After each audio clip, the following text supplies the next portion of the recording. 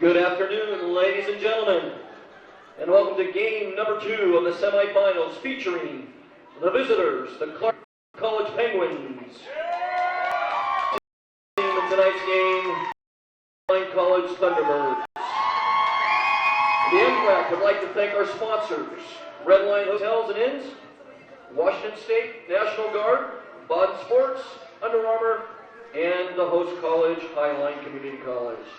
There are 3 core principles of the NWAC. They are character, competition, and community. The NWAC encourages you as a fan to enjoy the competition, cheer the athletes, and respect those involved. Good sportsmanship is at the core of competition, and the NWAC asks that you refrain from swearing and any derogatory remarks directed at the student athletes, officials, and other fans. Failure to adhere to this responsibility will be cause for removal.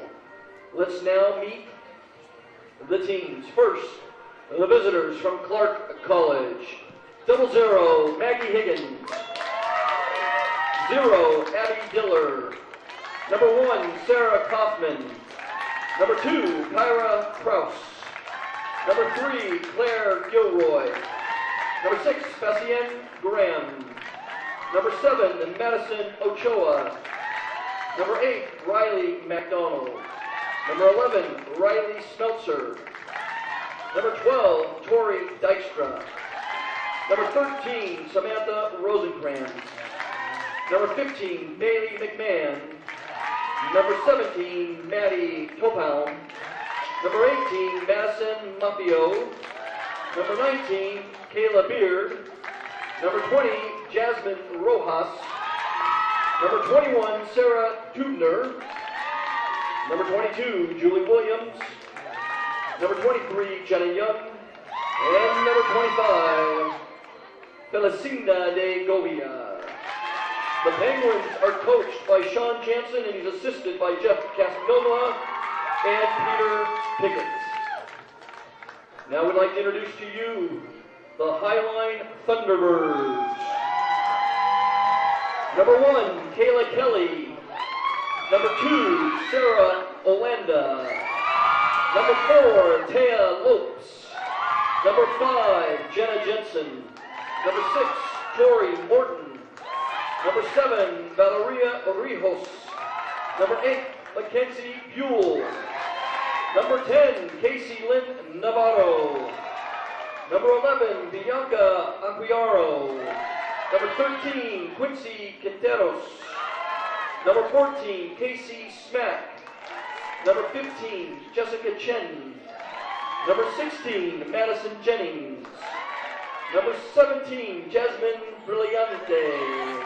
Number 19, Taylor Capuzzi.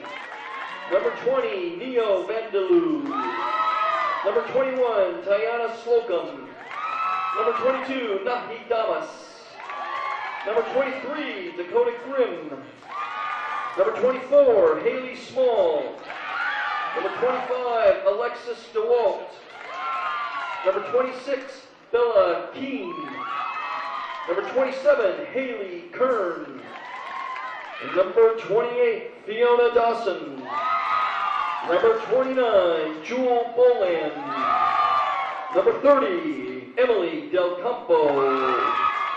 Number 32, Savannah Hutchinson. Number 40, Jocelyn Hanrath.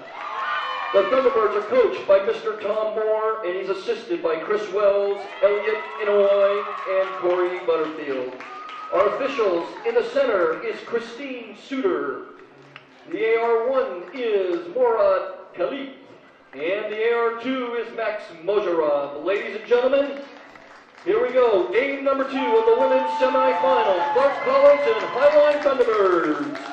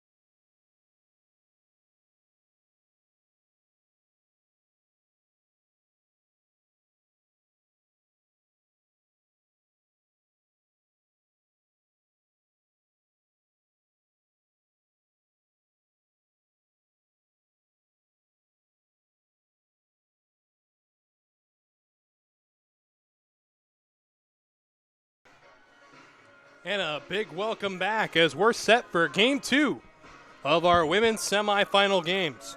This one will feature the Highline Thunderbirds and the Clark College Penguins. What are your thoughts coming into this matchup?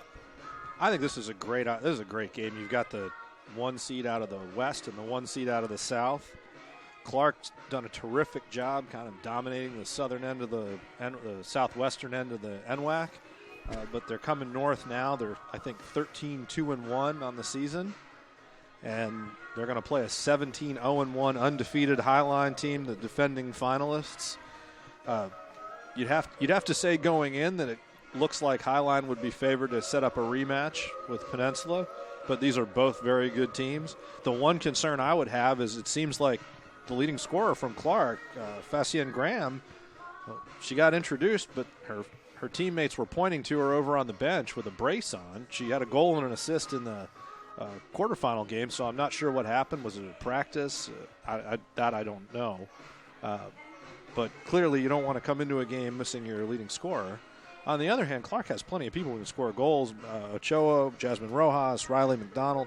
They've got some real talent on this team. Highline, they're just big and fast all over the field. Well coached. Tom does a nice job. And they've had a number of injuries that they've had to overcome. So to be undefeated, come into the semifinal game, the kind of season they've had where they've had a number of kids. You look down the roster, they've played 18 games and they've had kids miss, 6 of them, 2 of them, most of them. And here they are. For Clark, I think, you've got a team that's just really solid, competes every game. And they're going to have a little depth and kind of the next man up type situation for them as Maddie Topham gets ready to kick off here. We saw that Peninsula, the other half of that aforementioned rematch in the championship, won earlier today. 4-0 the final score of Game 1 here. You can catch all games that have been played on the NWAC YouTube channel. They've all been archived there for your convenience. And we're just about ready to get things rolling here in Game 2. Clark kicks off. Topham goes back to Tubner. Now it's out wide. Clark's going to take a second, let some folks touch the ball, but they're going to get under pressure right away. Good attack here from Highline. They'll go back toward the middle. Highline, Mackenzie Buell on the ball. She's the person who really makes it go for them, sort of behind the forward line. She's really tough. And there's Clark 2-on-1. Vaccario doing a great job trying to get away from the 2 Clark defenders. And that ball looked like it went out of bounds for a moment. It was. The assistant referee was a little slow on the flag there. But they got it right in the end. It'll be a throw-in for the T-Birds. And here comes Bella Keene. And she's going to try to throw this way into the box here. So Keene ready. Throw comes in well into the box. And there to greet it is the Clark defensive front. It's going to end up back and into the possession of Morton. We'll boot it back toward the middle. Right back to Highline. Coming up on the outside. Got to hook it at some point, and it'll go out of bounds, and it's a corner. You're a minute in the game, and Highline is already pressing forward. They've earned a corner. You've got Jewel Boland. They're sort of big, tall striker in the air, and then they bring up from the back a couple players. They're going to have 5 players right on the 6-yard box here trying to make runs. Clark, they've got 8 players inside the penalty area, inside the small box, 6-yard box. If you're a goalkeeper, it's tough to fight through that. High kick, well set up, but it'll go the wrong way. Goalkeeper waved at it. Clark was able to head it clear. But that doesn't give you a ton of confidence if you're Clark right now. Highline was able to get that ball into the box. And it'll skid out of bounds. It'll be a throw-in for the Penguins. And they got a chance at a header. They weren't able to convert it. But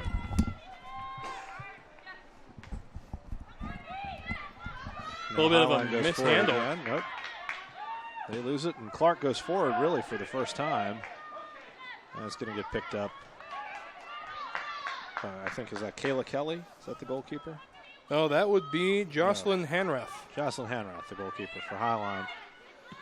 Cuts it out easily and serves it over the midfield there.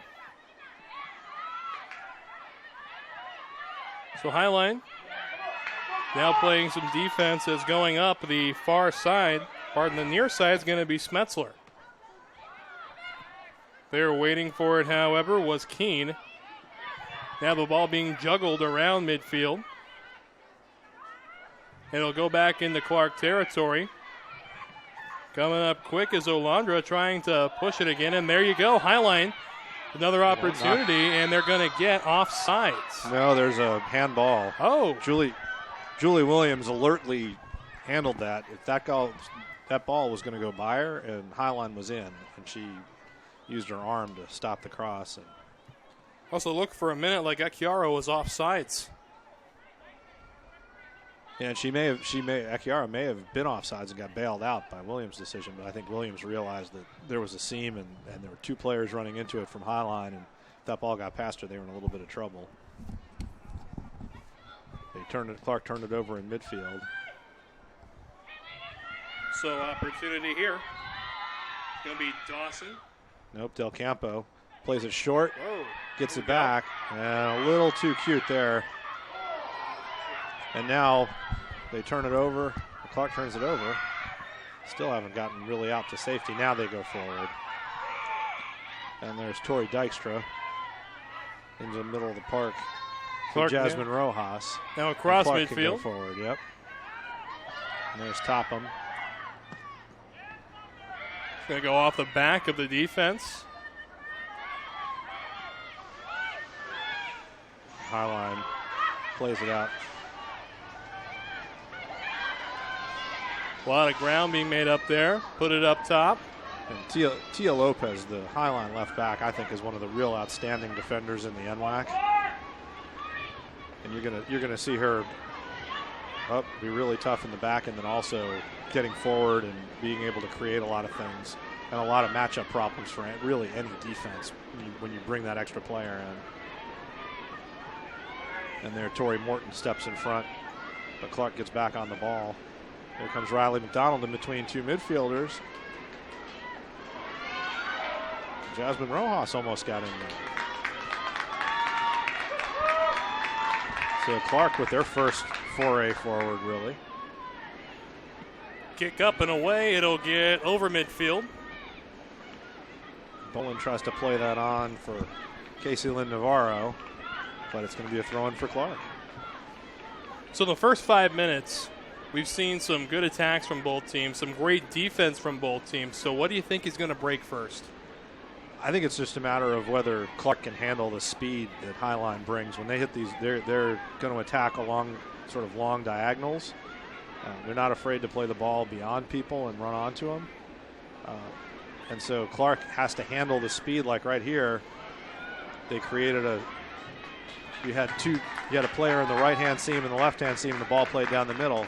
Clark has to be able to deal with the space in behind them. And when they go forward, you're going to see Highline have more of the possession, and Clark has to be able to get some players forward and try to challenge Highline's defense. There's another diagonal. Here comes the run. And Riley Smeltzer had to win that tackle, or Highline was in. So now she's going to go forward. Boy, some hot pursuit there from Akira. Yeah, and the other thing is going to be how much Mackenzie Buell can be on the ball. If Buell gets on the ball for Highline a lot in behind those attackers, it's going to be a long day for Clark. And that's Bolin gets the throw in, but gives Clark a chance to get back, so you don't get that real quick counterattack.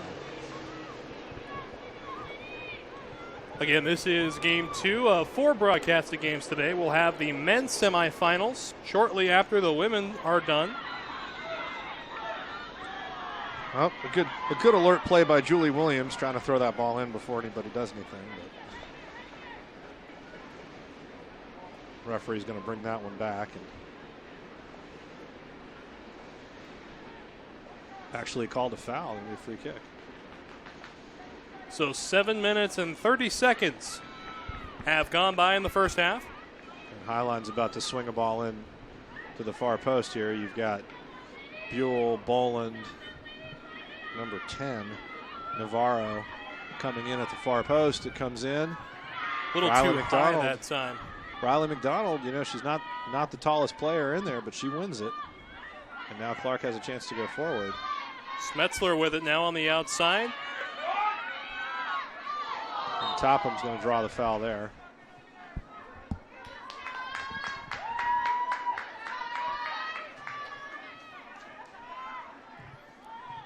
Schmetzler right to the Highline players. They're Right to waiting Buell, for it. Down to Navarro, back to Buell. And this is really dangerous. There's Boland on the far side, and that ball got cut out. But you're seeing Highline start to get numbers forward. Highline 17-0-1. Their only blemish was a tie against Tacoma, who lost in the other semifinal.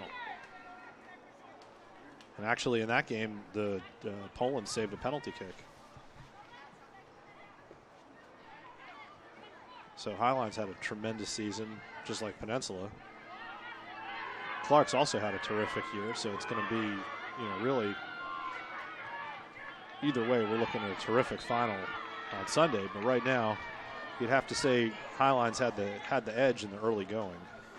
And you got to think that whoever blinks first is going to be the one that's going to be, I don't know, lack of a better term, I guess flustered. Well, I think Clark really needs the first goal today because they're going to spend a little bit more time defending. Highline's moving the ball really well. Having seen all the teams in the tournament, previously, I think overall in terms of team speed, Highline's the fastest team in the NWAC. I think Peninsula is probably the best possession team. But when Highline gets the ball and they can go forward, they're just physically powerful at every position, and they're very difficult to deal with. And you can play in a space like Clark just did, but the only person who got anywhere near it was Tori Morton from Highline, and it goes out for a goal kick. They just have so much speed at every position. They're bringing people off the bench. You'll see, we're only 10 minutes in, and you'll start to see Highline substitute, I would suspect. And they're bringing kids off the bench who are also talented and powerful, athletic kids, and it's just really, they're a fun team to watch. For Clark, they're a fun team to watch because they can play some soccer, they can knock it around, but they're going to have to make the most of their opportunities today. As Kick we've already comes seen, in. Highline can go from defense to offense very quickly. Booted back toward the goalkeeper and calling everybody off. She'll take care of it is Hanrath. Hanrath plays it short to a defender under pressure there. And it's going to end up in the hands of Clark on the sideline. Good defense by Ochoa to force the turnover. If you're an outside back and your keeper plays you into a one-on-one there, you're not really saying thank you for that ball. You like when your keeper plays you into a one-on-none and you can really attack the other team's defender. So here comes a throw-in. It's going to go high, headed. For Clark. Number 15. And the official seems to have seen an infraction here. For number 12, Tori. This is Clark's really first opportunity to swing a ball in. Highline's holding a fairly deep line. One of the things you're seeing on free kicks, they're not holding the top of the 18, they're kind of holding the penalty spot, and it gives the Clark team a little bit more room to run. Nice serve in. Hanrath challenges, and it's in. Well, there you go. You say Clark had to score first, and it looks like they there keep it out is. going. Not sure who got the goal. Hanrath, that's a goalkeeping nightmare. Ball got swung in. Highline got caught playing a little deeper than you probably would like on that free kick, which meant that Hanrath didn't have a free shot at grabbing the ball because there were Clark players in there challenging. She didn't really get close enough to get a hand on it or a fist or anything, and it deflects off a Clark player, and it's 1-0. 12 minutes in.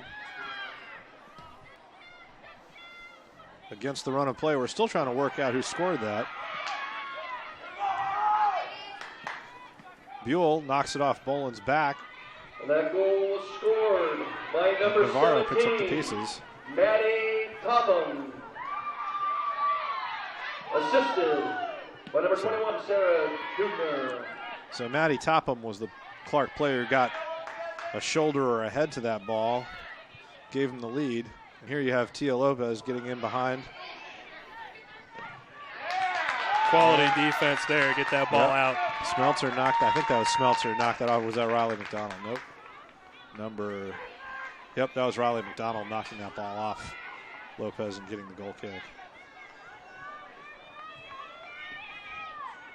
Ball coming in just shy of midfield. We have a dream start for the Penguins. Buell had, as you see, Buell had the ball and Boland was making a run. They looked for the right seam. Clark did a great job cutting that pass out before it got in where it was dangerous. Lopez looking for the overlap again. Or Lopes, I think.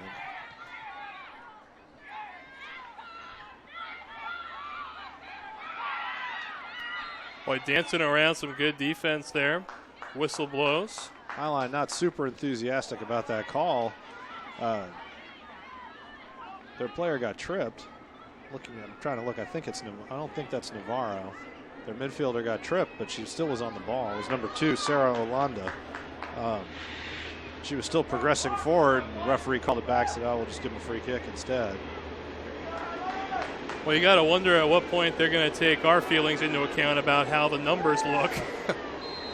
Well, I would imagine there's some other things that are going to take precedence, school budgets, things like that. But I do think that you want to shout out to Clark for having visible numbers on the front and back of the jersey. One of the things is Highline's wearing, I think those are the Nike jerseys with that color fade pattern that just is tough. And then they've got the metallic numbers. Really brutal to try to see from up in the press box, especially if you're an old guy like me. 20 years ago, I would have said, hey, no problem. And I think they have numbers on the front. They're just not very big. NCAA, NAI rules, they have to have 6-inch numbers on the front. This is one of the first times in my life I really passionately agree with that rule. And there goes a header over the top. Navarro's going to run onto it, but it's going to get picked up by the Clark goalkeeper. And she's going to look to play a long ball. 15 minutes into the game, it's 1-0. Madison Ochoa working hard for Clark. Topham wins it in the air. And Highline hasn't quite been able to settle into the game since giving up the goal. There's a little bit of a conflict. Two players got tangled up. Madison Maffeo from Clark. It's going to be issued a yellow card for both of them. And Jewel Boland for Highline. So there's the first card. There's the first cards of the day. Yeah. Boland didn't like the way she was challenged there and kind of grabbed on to Maffeo, who wasn't going to back down. Referee jumping in quickly to let them separate. Now you've got two players on a yellow with 75 minutes to go in the game. So things getting set back up here. You want to talk about who's been really busy. How about Higgins over there in the goal for the Penguins? Hasn't had anything go through on her. She's had to take care of a few scary balls, and here's another. There's a header. Navarro wasn't able to get a whole lot on it from the 12, but Clark held a little bit higher line and just made it that much tougher for Highline to get on the end of that ball. They were heading it from a little further away. But both of these teams, when they serve a ball in, they're putting a lot of pressure on those defenses. As that one's well out of bounds, it'll be a throw-in for Clark. Yeah, I think that was Morton just knocking it out of bounds to give herself a chance to set up.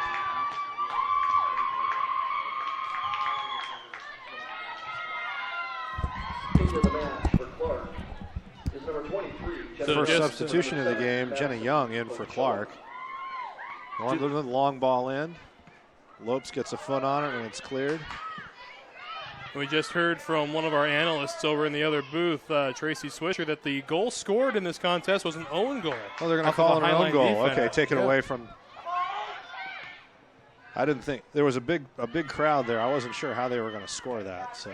Oh, that's why we have the review. Oh, there you go. So officially an own goal, but a great ball in from Topham, and a good challenge by the two Clark strikers there at the far, basically in the middle of the goal. Put the goalkeeper under pressure, and there you go. And now Clark pushing again. And there's Lopes. Out to, I think that's a Quano. Looking for Bolin. You can see how Bolin posts up. And you can see how she's going to draw a foul there. She's putting Madison Maffeo under a lot of pressure. If Maffeo's got to handle her one-on-one, Maffeo's already got a yellow card. She just took her down. And you still have 70 minutes left in the game. That's a long time on a yellow card if you're under that much pressure physically, because Bolin is going to post her up and really look to just be physical with the defender and use her athleticism and strength. There's the free kick. Through the wall. One hopper doesn't really trouble Higgins at all in the end. Higgins elects to roll in this time, going up the far sideline. And look at this. And this is a big moment for the referee. She could call that either way. She's going to look at 18 and she's saying, hey, she's going to warn 18. Because 18 thought she got fouled, went down, pulled down the Highline player with her in a way that would often be cautioned. Well, you can hear some of the displeasure being expressed by some of the crowd just below us. Well, that's one where I feel like, to be honest, the referee put herself in trouble. She didn't call. There was some contact. Could have been a foul. You don't have to call it. But when that defender goes down with the ball, she's going to try to take the forward who knocked her over with her. There's a bicycle kick attempt. It'll go well way wide. But Bolin with an attempt. Hey, I mean, you're not missing by much, even though it doesn't look like it in the end. But by waiting on that call, the referee puts herself in a tough spot and then puts Maffeo in a tough spot where she feels like she's got to take that forward down because she just turned the ball over. If you call the contact early, Maffeo, there's a free kick for Clark, and it's a different set of issues. And there, Morton overran the play. Boy, how about Lopes there? Yeah, here comes ball to the far side. Smeltzer, if she doesn't get that, Highline was in at the far post. Buell puts it through. Navarro is in. She's a little too deep to shoot it, but she does it anyway, and it's going to be a goal kick. Buell picked out a nice little pass there, and Navarro made a nice run, but couldn't control the ball too, so she was a little bit too deep. Substitution for Highline. Bolin's going to come off. For the Thunderbirds, number 14, Casey Schmack. For number 29, Jewel Bolin. Interesting move for Coach Moore there. Smack plays a lot as a defensive midfielder, more as a defensive player. She's very fast, very athletic, really, really powerful, good ball winner. And he's putting her out on matched up with Maffeo. So now Maffeo has another fast, physical player to play against who's not playing on a yellow card. And Smack takes it down the side and forces Riley Mcdonald to kick it out for Clark so they can reset their defense. But that's going to put Maffeo under even more pressure. So he's seeing the same thing I'm seeing. Hopefully Maffeo is going to have to stay pretty disciplined to stay on the field. So it'll be a throw-in for the T-Birds, currently trailing by 1. Clark getting the benefit of a own goal by the Highline defense.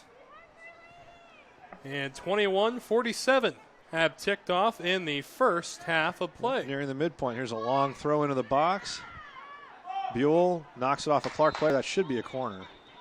Yeah, they're going to correct it. There it is.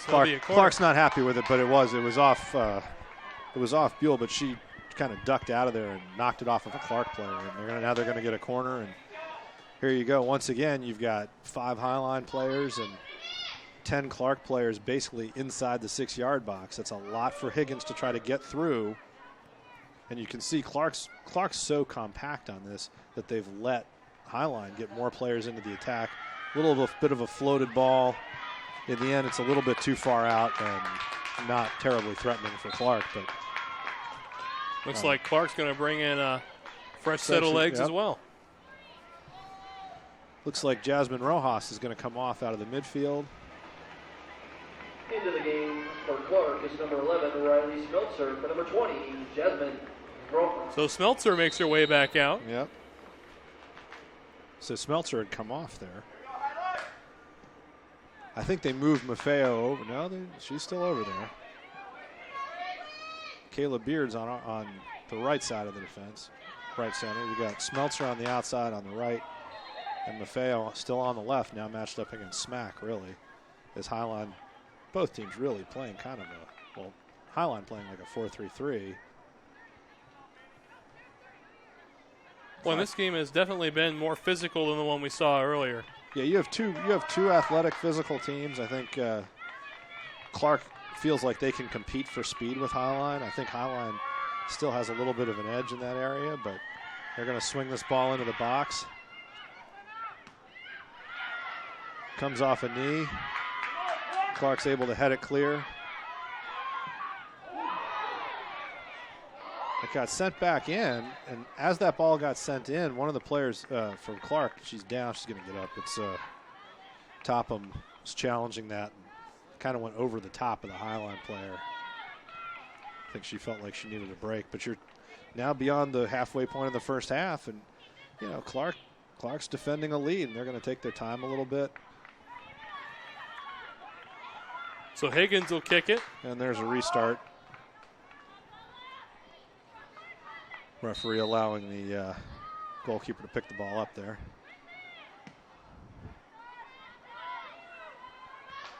It's going to be headed by Buell. Go back across midfield. Now a game of keep it up Buell. being played. Navarro back to Smack. Well cut out by Kayla Beard, who didn't have a lot of margin for error there. And Lopes gets played a little bit by the Clark defense. Lopes is going to depend on her speed to get back and win it. Opportunity here on the outside for Smeltzer. Jenny Young knocks it wide to Smeltzer. Back across. Save. Nice work there. Topham ran across the defender, got her body between the defender and the ball. Very dangerous. Hanrath had to make a nice play on a late deflection. That was a nice save. So Hanrath boots it across midfield. So Clark's really had 2 shots on goal, and both of them were very dangerous. And they're up 1-0. Highline's had quite a bit of an edge possession-wise and been down in the Clark end of the field, but they haven't been able to really penetrate and get a quality scoring opportunity yet. So it's going to be a throw-in for Highline. Ball just going off the shoulder of the Clark defense.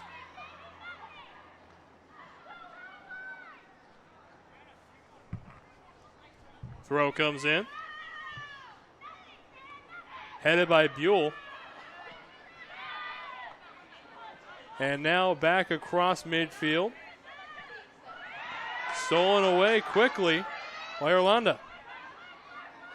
Buell down the outside. Smeltzer boots it back toward midfield. Tubner did a great job to break that play up, but it only goes as far as Lopez, who knocks it in. Navarro's free. Higgins with the game-saving punch. And she got called off sides. So officially that never happened. But Higgins had to be alert off her line. A nice 2-fisted punch to keep the ball out of there. I would definitely note that if I was Clark, because I think the official flag came up a little bit late. And I was watching as that ball got served in, and I thought Navarro held her run and was onside. So very, very tight call. And a substitute coming in for Clark, heading off the field. It's going to be number 23. That's Young. And checking in is going to be Ochoa. Yeah, Ochoa had a little bit of a break, and now she's back in. Trying to finish. Ochoa had 8 goals on the year. Rojas, who hasn't come back in as the second leading scorer. You'd think she's going to be coming back in the game here shortly. And here comes Lopez. Her pass is picked off. Riley Mcdonald finds Ochoa. Nearly taken on the back there by Yolanda. Yep, Topham was able to hold possession back to Mcdonald. And there's some hard contact there. Tubner got rid of the ball and then got hit. Drawing the foul. Once again, let's see where Highline sets that line. And Coach Moore is getting on him to try to set a little bit higher line. But they're dropped. You can see Highline's a couple steps inside the 18. You really like them to hold the top of the penalty area because it gives Clark a chance to run in there and create problems. That ball was served a little bit too wide to be a problem for Hanrath. And Highline's going to come out. But that's a little bit dangerous. It's a little bit deeper run, and it creates a little bit more traffic for your goalkeeper to have to fight through. So Hanrath setting up the ball. And I think that is that Del Campo who came out. And 22, Damas steps into the game for the first time for Highline. The boot from Hanrath. In the game for Clark, number 7. And Madison Cross Ochoa. midfield. And here comes Smack. And for She Highline, just number 22, blew Nine past Damas. Maffeo on the right side there. And the center back had to come over and clear that ball out of bounds. So what exactly is the strategy when you know you're outmatched on speed? Well, you've got to, number one, possess the ball and not let them serve. The second thing is you have to pressure. You can't allow Highline to have a player who has time to serve. Because if they can get the ball away from their body, they can play it over you. You know, those throw-ins are the same thing. Navarro with a hit coming late. Not Navarro. I think that's... Is that Aquino? Who stepped up and hit that ball. The other thing is defensively, you want to try to drop and close, make sure there's less space behind you by dropping towards your own goal before the ball is served. So you don't want to get in a fair fight. You want to always have an advantage on that. When you're running, you want the other team to be, giving you a 2 or 3 yard head start if you can. But obviously, the old saying is speed kills. And once again, flag for offsides. The referee has been caught not watching the game or not watching her assistant, and she caught up there, and now they'll reset it, and Clark will have an opportunity to take a free kick on the offside call. Second time Carrio's been called offsides in the last 10 minutes. Yep, that's that was Aquino. The first time was Navarro. Navarro was the first one. Yeah, so it was the second time that far post run, and really, if you're a coach, there's no excuse for that far post run to be offsides. You're looking right down the line as you're running. You should be able to hold your run. It's always easier said than done. As that ball comes in, Smack's going to try to get it, and coming out of the midfield. It's going to be an easy save for Higgins. It was an easy save, but that's the second time that she's come in there and hit a ball. Number 2, Sarah Olanda. And she's a dangerous player coming out of the midfield. And if you're Clark, that's got to be a little bit concerning that she's come in there a couple times. The other thing is Casey Smack was in there, and the Clark defense did a great job pushing her off, but it was done with a rugby-like tackle that, frankly, was a little risky in terms of, if you're going to keep doing that, you'd think that eventually an official is going to object to that. So, well done there. Maffeo knocks it back to Kayla Beard, who clears it. Well, Maffeo was holding off Kayla Smack, and it was one of those plays where she wasn't playing the ball, and easily could have been a problem for the Clark defense. Well, just a fun fact on the ball that was booted out of bounds about a minute ago, ended up in the trash can. Tournament official out there fishing it out now. There you go. There's Riley McDonald coming through the midfield for Clark. The one thing for Clark is when they go forward, they haven't gone forward a lot, but every time they go forward, they look dangerous. On the outside to Schmetzler. Yep. And Schmetzler beats Lopez and swings the ball in.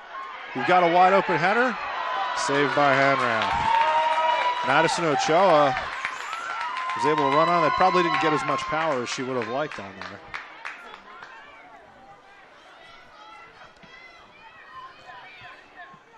Ball comes across. Maffeo gets a foot on it. And it looks like Clark's kind of shuffled their defense. Dykstra's playing in the back, and now Maffeo on the yellow card is playing a little further forward as Coach Jensen's decided to give somebody else a shot at that. Try to protect Maffeo with the yellow card, at least for the rest of the half, I would think. Both these coaches do an outstanding job. They do a good job of attracting talent to their schools. Both teams are well organized, play hard, really good.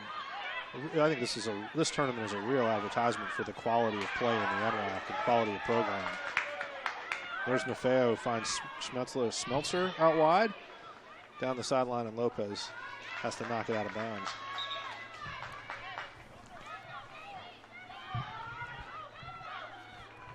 And now you've got Maddie Topham waiting for the throw-in here as both teams substitute. So like coming out for Highline is going to be Navarro. And Navarro comes off. Rojas back in for Clark. For Highline. Waiting to see a number here. She turns around. That's going to be Jensen. There's another ball loose in the box. Hanrath is able to scoop it up, but Ochoa, and I believe that's Rojas, creating some havoc in the box for Clark, which is good stuff if you're on offense. There's Ochoa chasing another ball down. That was Olanda getting that clear, though. And here comes Smack. Tries to play it in between defenders. It's cut out by Beard. And now Dykstra is going to try to take it up the line. She turns it over, and here's Olanda with another chance to serve. She got the serve off. It was cut out, but she got fouled after she hit it. And now Highline gets a chance to set something up, and you think they're going to swing yet another ball in at the far post here. Higgins, who's been really aggressive coming off her line and effective, is about 2 yards off right now. So it'll be Smack doing the kick here.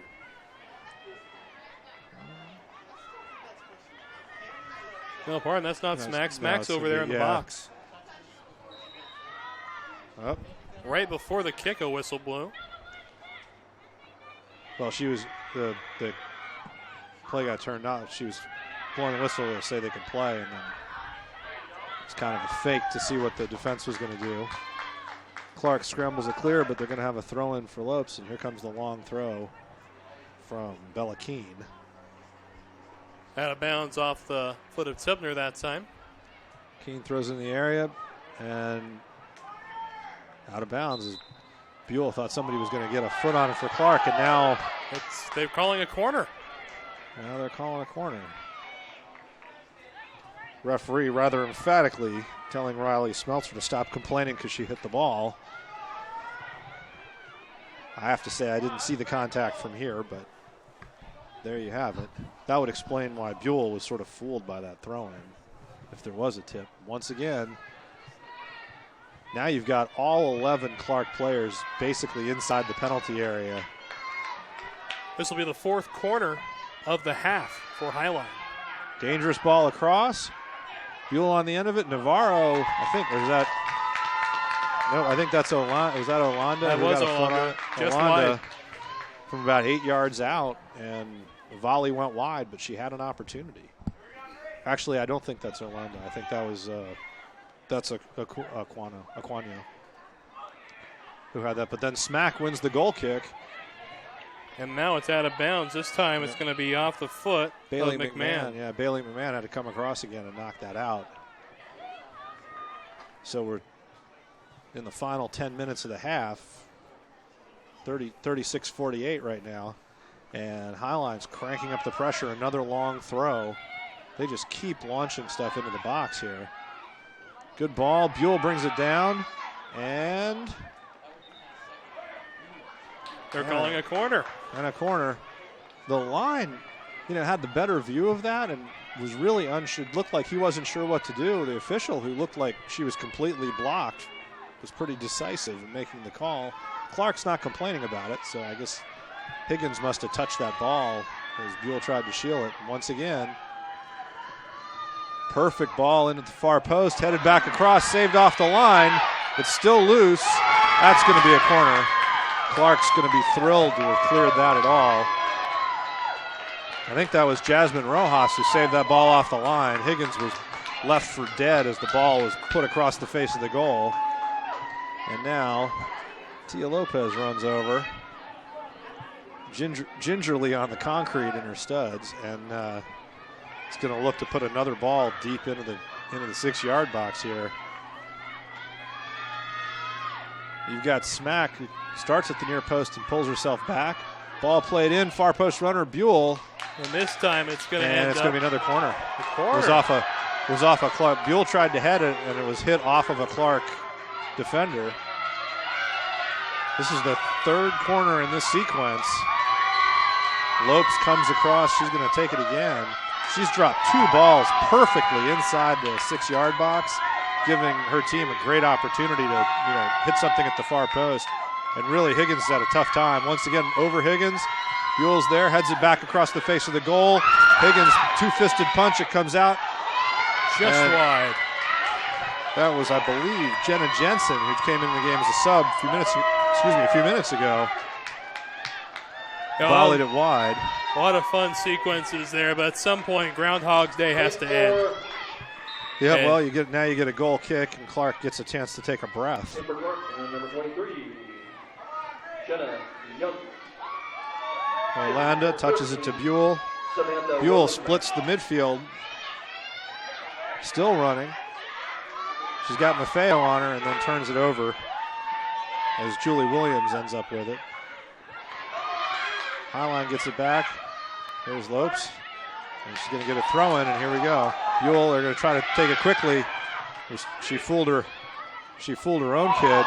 And there's some contact there at the keeper. A lot of whistling, but nothing really. In for Highline. Quagno came in, thought she could sneak in there. Lopes realized that they kind of had Clark on the run. Jensen kind of switched off for a second, thinking that they were going to set up another long throw. Quagno realized it, but Higgins got there first and drew the foul on relatively minimal contact. No, but you don't ever like to see contact with the goalkeeper because they're so exposed. But so Yolanda to Buell, she gets it back, and here's Yolanda. She's got Smack. It's 3-on-2 for Highline right now. They've got a wide open player in the middle, and the cross gets blocked, and we're at corner number, 7? This would be 7 of this half, yes, for Highline. So 7 corners to, I think, 2 for Clark. That is correct. As the pressure's really beginning to mount. Highline looks to turn the screws and even this game. Now we're in the final 5 minutes of the half. If you're Clark, you want to hold the line, get this ball clear, and see if you can make it to halftime with that 1-0, the slenderest 1-0 advantage. So here comes the next corner. Highline trying to tie it. Nope. That one was a little too ambitious. Never really came in bounds, and Higgins will get to take a goal kick here. Once again, Clark's able to reset. Higgins carries the ball across. They're going to take a little time here. I think it's a wise decision for Clark to take a deep breath. Buell on the head. Buell wins it, and then I think that's Williams, correct? Who came forward for Clark. Clark's done a good job in possession. Long diagonal. And Topham, and she's got Ochoa in. It's 1-on-3. Ochoa plays it out wide. Comes back in. Riley Mcdonald, and they're going to get another corner. Now Clark has a corner at the other end. Ochoa was able to get in there and create some havoc. They swing a ball in. It was well cleared there by the Highline defense, but only as far as Riley Mcdonald, and now Clark gets to take a corner. And here comes the substitution for the Penguins. In for Clark, number 12, Corey Dykstra, for number 13, Samantha Rosencrantz. And coming in is going to be Rosencrantz for Clark. Dykstra, Tori Dykstra, 12. Whoops. Yep. 12 and the 3 kind of look the same when you just glance. Oh, there you go. Nice ball in. Free header.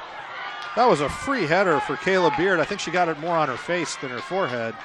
And in the end, it was an easy grab for Hanrath, who was really left for dead on that. That was a wide open for Highline. Wide open header for Clark. They're really fortunate. I mean, that was Kayla Beard in the right place at the right time. And if she gets good contact on that, there wasn't much Honrath could have done about it. So we're inside the final 5 minutes. Actually, just about to enter the final 2 minutes. Yep, so you just had, was at the 7 corners for Highline. Huge amount of pressure. And they just dodged a bullet or they'd be going into halftime down 2-0. And that's going to be Clark's ball. Yep, Clark headed into the last 2 minutes of normal time in the first half. Mcdonald tries to flick it on, but it comes back. And there's Tubner who loses it to Buell. The through ball cut out by Beard. She couldn't make a mistake there either. Smack's got it now. Tries to turn. And I'm a little bit confused by what's going on right now. Highline has the ball. Smack's still down. Now, Smack's coming off a concussion earlier this season. Don't like the way she went down. That was a pretty physical challenge from Julie Williams. Getting up under her own power, however. Oh, yeah. She's, I think going to be okay, but I think she got hit in the back, and they're going to be a little bit careful with her, I would think. You see she's got the concussion headband on there. And I'm sure Tom wants to make sure she's okay. Down to the last minute of normal time in the first half. And, yeah, she's fine. The referee's sending her off because they stopped the game for her. And now they're having a conversation.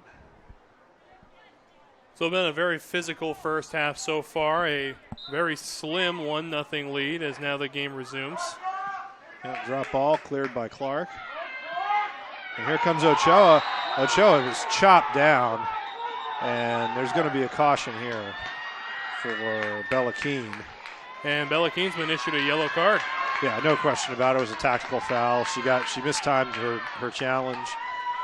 Ochoa was in, and Keene had really very little choice other than to knock her over, which she did.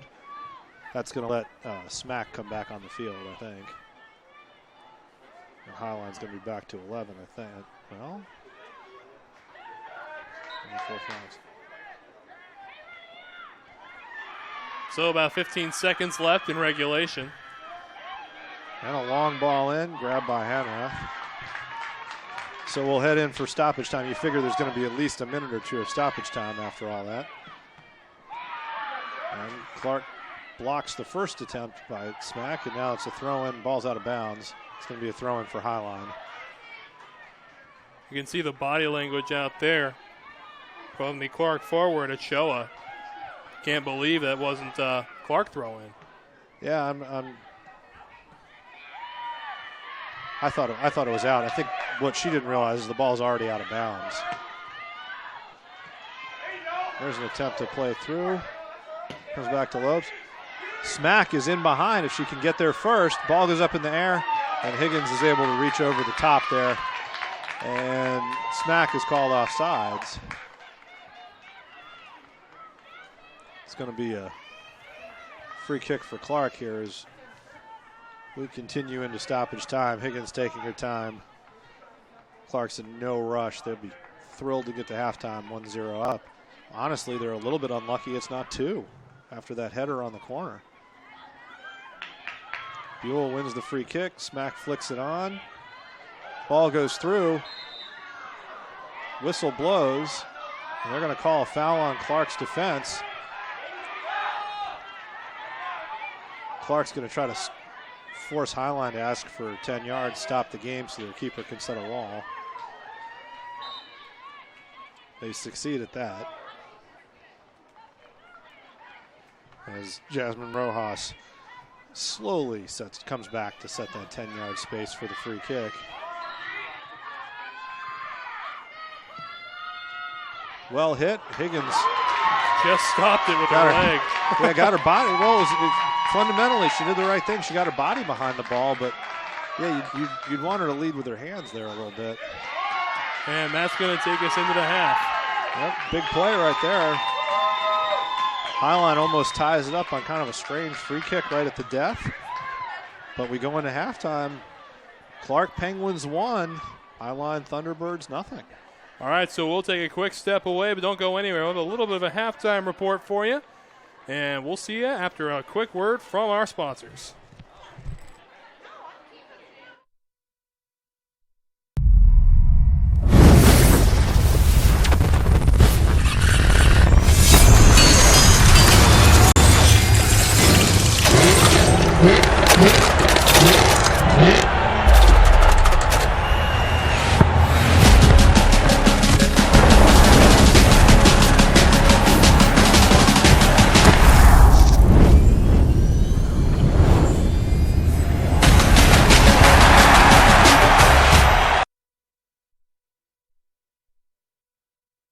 Before there could be a nation, there had to be people willing to fight for it, to take on the world's greatest challenges, whatever they might be. So the U.S. Army masters not only tactics and strategy, but also physics and chemistry. We make battle plans and create breakthroughs in medicine, science, and engineering. Our next mission could be anything, so we prepare for everything.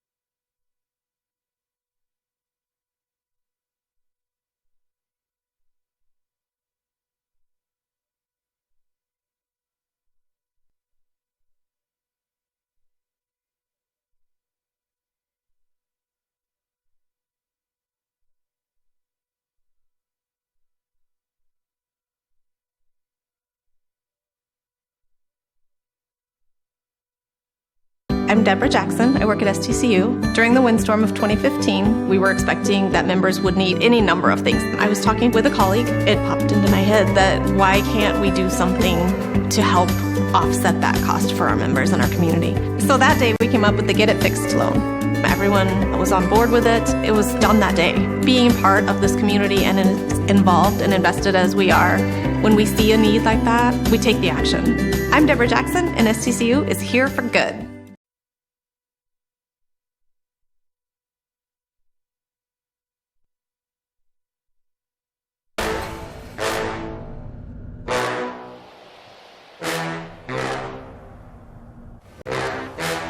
This is Combine Training.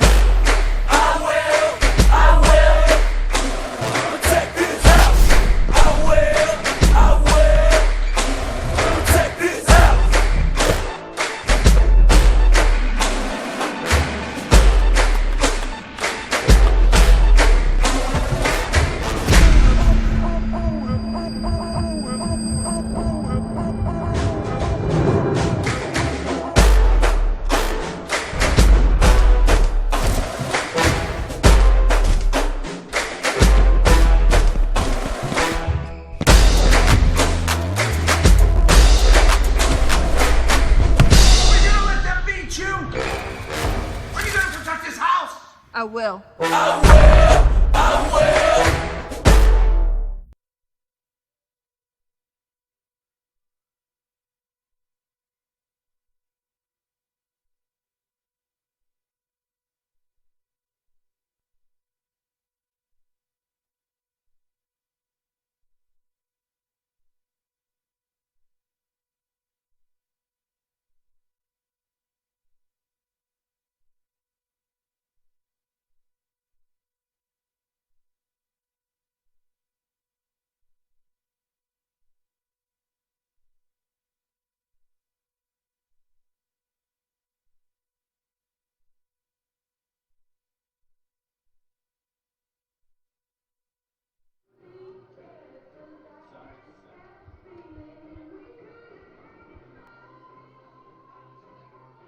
And a big welcome back to Starfire Stadium. Wes Tucker here with my buddy Dave Morris. And good to be here. Boy, what a physical first half here. What a great game. It got what every game needs. It was just an early goal.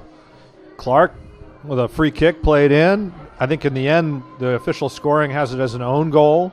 Hanrath got caught kind of betwixt and between. Ball pops over her head, and it's 1-0 Clark. The Penguins are hanging on. There was a pretty intense corner kick sequence toward the end of the half. Highline looked like they certainly created several good chances, but in the end, Clark was the team that had the free header, right in front of goal. That could have been up 2-0. On the other hand, they saved the ball off the line as well. I mean, getting back on the subject of the corner kicks, so official score has 7 corner kicks for Highline in the first half to 1 for Clark. It was only 1 for Clark in that half, according to our official scores. Okay, well, Clark made the most of the one, got themselves a free header. Was a little bit unlucky not to finish that one. And then Highline had that sequence where they looked incredibly dangerous. They had 2 or 3 good chances. Tia Lopez is a terrific server, and they've been putting balls right into that 6-yard area. It's tough for Higgins to fight her way through and corral those balls, which means that your defense has to handle the attack by physical Highline players who are really throwing themselves at it. They've been effective. Highline's created several pretty good chances. It's going to be a really interesting second half. If you're Coach Jansen over at Clark, he's got to be thinking, you want to keep the back door closed, but it'd be really nice to get that second goal.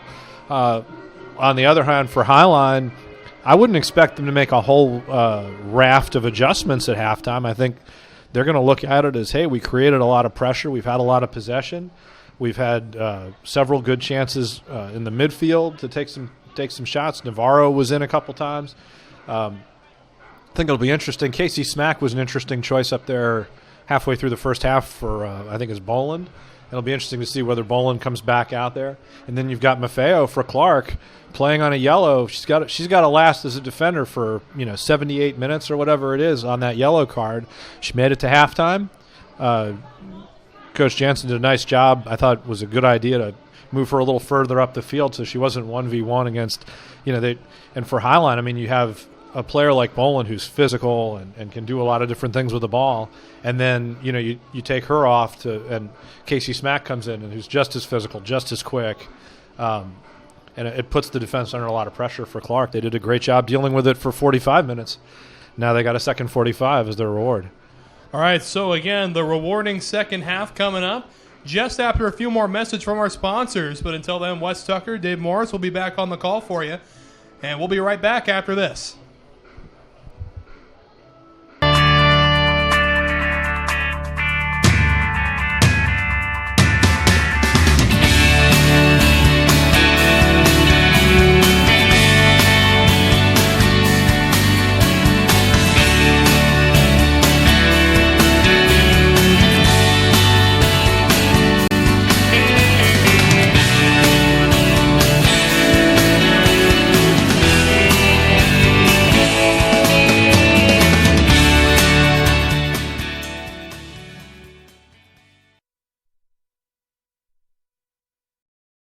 I remember the moment clearly. I'll never forget that moment. As long as I live. I realized at that moment, when we first saw the damage, these people really needed us. And I was going to make a difference, right here in my community. Together with local responders, we cleared trees and collapsed walls. We had to get to the family trapped beneath. As a citizen soldier, I made a difference. Be there for your community at NationalGuard.com.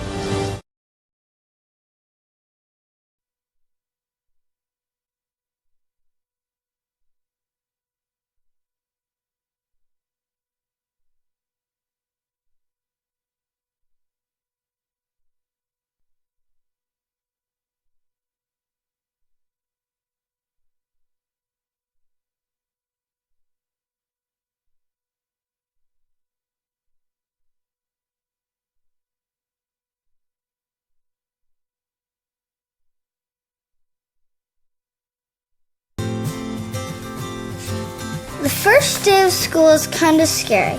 You don't know your teachers yet or who your friends will be. But school is really important. It's how you learn things and grow. Okay, I'm ready. You're gonna do great, Mommy.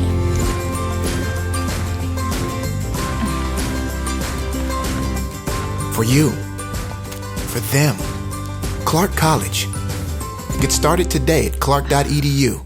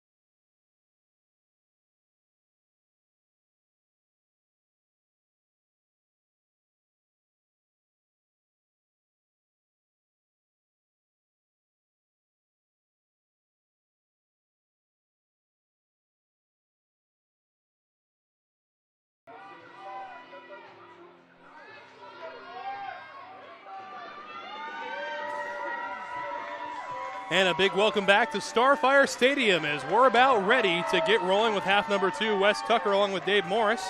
And we're just about ready to get out going here, Dave. Oh, yeah. Well, it should be a really exciting second half. Bolin back in for Highline here. I think they're going both teams with playing the same lineups that started the game. Well, we talked during the halftime report about how physical this game has been. 3 cards have been issued, all yellow, 2 to Highline players and 1 to a Clark player. Do we expect to see the same amount, I guess, of aggressiveness out of both teams, knowing that a couple players are on thin ice? Well, I don't think you're going to see any reduction in how physical people are. And right off the bat, we have a physical challenge there. You've got number 12, Tori Dykstra, in a 1v1 against Neo Vandaloo for Highline. Vandaloo's a terrific defensive, just out-and-out defender. And there's Highline in the box. Opportunity, Olanda. And Riley McDonald comes across for the deflection, and you get corner kick number 8, 45 seconds into the second half. First half was interesting in that, Highline pumped 13 shots took 13 shots. Clark took 4, or Clark took 3, but they both ended up with 4 shots on goal, counting the own goal by Clark. So Clark was able to, when they got forward, be really dangerous. There's the serve in, and unfortunately for Highline, into the side netting. And Clark escapes with the corner with a goal kick and not having to defend anything. So Higgins been very busy, also been screened quite a few times by a lot of different T-Birds players. She's done a terrific job. I mean, she's come off her line and cleared a couple balls. The corner kicks, when they play them into that 6-yard box, it's so crowded. It's very tough for any striker. And there's a foul. Julie Williams came right through Boland, and it's going to be a free kick here. Does Olanda take it? Neo Vandaloo? Nope, it's going to be 25. I think is it DeWall who's going to take this for? Yeah, DeWalt. Or is that 20? No, it's Fiona Dawson, 28, not 25. And she can either shoot this. It's about 35 yards out, so she can either shoot it or she can decide to play it to a run at the far post. They got 5 players coming in from Highline. She puts it on frame. It goes through. Goal kick. Clark let that run. And Higgins gets ready to take another goal kick. So two set play opportunities in the first 2 minutes for Highline, and nothing on frame.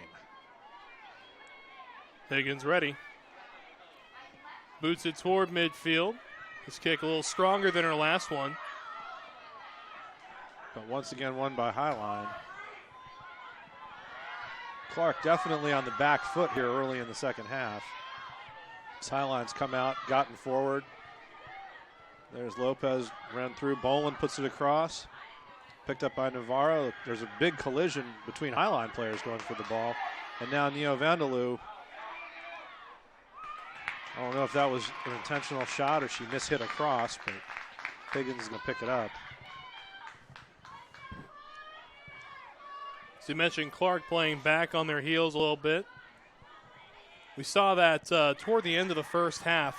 So you think that the speed of Highline is finally starting to get to this defense? Well, I think that, it's constant pressure right, by Highline. They're able to really press every ball and make it hard for Clark to string passes together because they're so quick. On the other hand, Clark's handled it really well.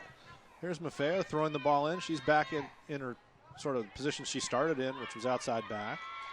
Looking composed, doing a nice job. I mean, Clark, so far, there's McDonald flicking it on, and Ochoa, who's been a real problem for the Highline back line.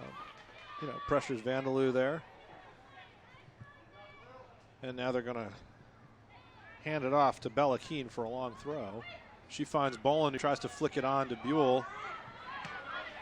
Cut out by Clark there, but and now they get it clear, but only as far as a throw in for Highline. And here comes Keene again. She's got Boland way deep. Wow. Buell gets there, keeps it in. Good hustle. That'll end up out again. Another throw for Highline. Yeah, and clearly Highline, Keene can throw the ball wherever she wants to. I mean, that was about a 35-yard, 40-yard throw in. She gets this one into the box. It's flicked on. Bounces in front of Higgins, who grabs it. Boland couldn't quite react fast enough there. So we're about 5 minutes in to the second half, a 1-0 lead for the Penguins. T-Birds trying to get back in. They've been in some favorable spots so far here in the second half. As this time the ball is stolen away. Schmelzer, I think, Torrey Dykstra, who we've called by about 6 names, cut that ball out and cleared it. But Highline right back on it. And the one interesting Starfire feature is that train line. When that thing comes through, the coaches really can't communicate with their teams on the field. And the train's coming through right now, played back to Higgins. Out to Maffeo, who's trying to turn under pressure, turns it over. Olanda settles, plays it into Bolin. Headed clear by the Clark defense, and here's Ochoa, who loses it to Olanda. Opportunity down the sideline, now. there's Buell. No foul, good no call there. Oh, she did get a foul call. I was going to say, I thought that was a good no call. That was 21, Tubner slid in there. Oh, it was a no call, just a throw in. Slid in, won the ball. Buell went down kind of over her legs, but it was a good legal slide tackle. And Boland coming off pretty quickly, 6 minutes into the half. I'm not sure what Coach Moore saw there. For Highline is number 11, Bianca. But Bianca Aquario Number 29. comes back in. She was an effective player, but I think there was something that happened off the ball. To be honest, it looks like Boland's a little bit upset on the sideline there, so there may have been a hit or something off the. I think probably Coach Moore just wants to give her a second to calm down and come back in. She already does have the yellow card. Yep, and he may have seen something. Now they're walking over to the training table. It may have been an issue with tape or something like that. So Higgins ready. Kick comes through. Waiting for it. Buell on the header. Yeah, Highline's winning almost all of these serves at the moment. And just as I say that, Jasmine Rojas wins the ball forward, but there's Buell looking to flick it into Aquario. And now Clark's able to possess it a little bit. Riley McDonald can't control it. There's Buell looking for Aquario. Olanda. Looked like that was one of those mishits. That looked like Maffeo was looking for a hand call there. So it may have caught the arm out there of Rios.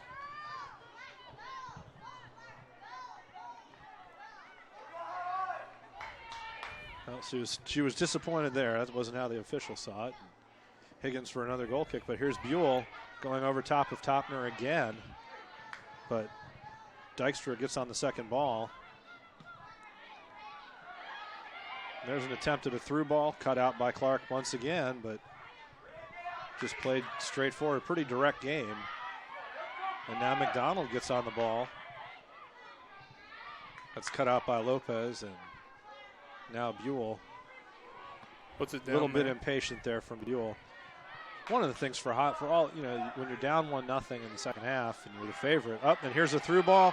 Oh, she misses it. Aquario just got herself in good position and could not come up with the touch to make the play, to either get a shot or cut it across. Let a perfect pass from Buell just roll out of bounds. So big missed opportunity there for Highline. Score still remains 1-0, 53-57 into the game. Yeah, plenty of time, and great pass, great run by Aquario. Just couldn't quite connect on the touch there. She knew what she wanted to do. Just, didn't quite pull it off. But that's all right. And she'll get another chance later this half, you'd think. And it might Looks come like right that now. might come sooner than you think. And Clark's really been restricted to trying to play balls over the top, and that plays into Highline where they can win those and come right back at you, which they've done really effectively. There's a nice touch by Dawson. She just beat 2 defenders. Williams comes in, takes her out. No, she got the ball. I mean, that's a good tackle, and she gets a corner. But Williams, all that stood between her and the goalkeeper. Yeah, that's kind of a game-saving tackle there. Williams was steaming down that side, had already beaten both players out on the right.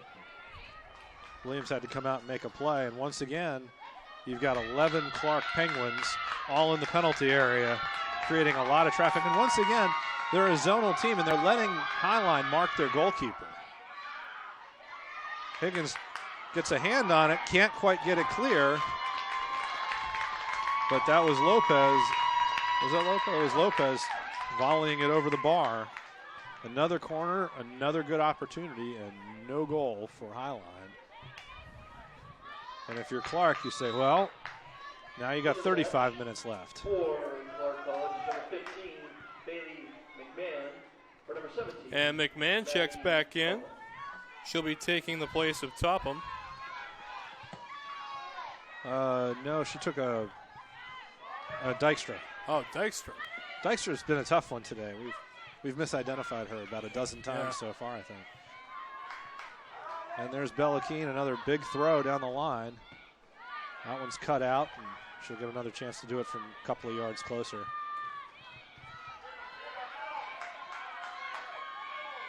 She gonna look for Buell this time? I think she probably was, but got picked up by Rios first, puts it across. Riley Mcdonald wins it for Clark. McDonald's had a great game for Clark. She just been really tough in a sort of quiet way, been very difficult for Highline to deal with. And there's Topham touching the ball away, and Williams tries to clear only as far as Buell. It's back in. And there's Schmelzer trying to get it out, but Maffeo heads it clear. That was a big win by Topham. Had that ball away with Highline looming, and now Highline's going to get a throw in. Nope. I thought that went off Ochoa, but the assistant and head referee both disagree with me, and they get to make the call. So Caleb Beard plays it back to Maffeo, who looks long for Ochoa, creating relatively little problem for Highline's back line. And now it's out to Vandaloo. And Buell brings Lopez into the attack. Long ball, Maffeo steps past Aquario, but Clark turns it over in midfield, and here comes Lopez. She's got a lane if she just wants to take it down the line, which she does. And now she cuts it in. 3 players, still not out. To Elena, Buell takes it across to Vandaloo. Vandaloo, not really a goal scorer, plays that ball across when probably you'd like her to be a little more selfish. Here's Buell off the crossbar, headed away by Maffeo for a corner. My goodness. Buell left Higgins, the goalkeeper, for dead. Top of the 18, found a seam in the defense. Saved by the goalie's best friend. And I think we're at corner number 10 now. This correct? will be corner number 10, yes. Corner number 10 for Highline. My daughter would be proud of me. There we go. She can get past 10, but I'll just keep up. I think I can get as far as 10. Kick coming in from the corner. Stays on the ground. That was a worm burner. Highline still controls it. Right back out. Oh, back in. A little bit of a tricky ball. But it got cut out by Higgins, who's had a terrific game. I think that was Fiona Dawson.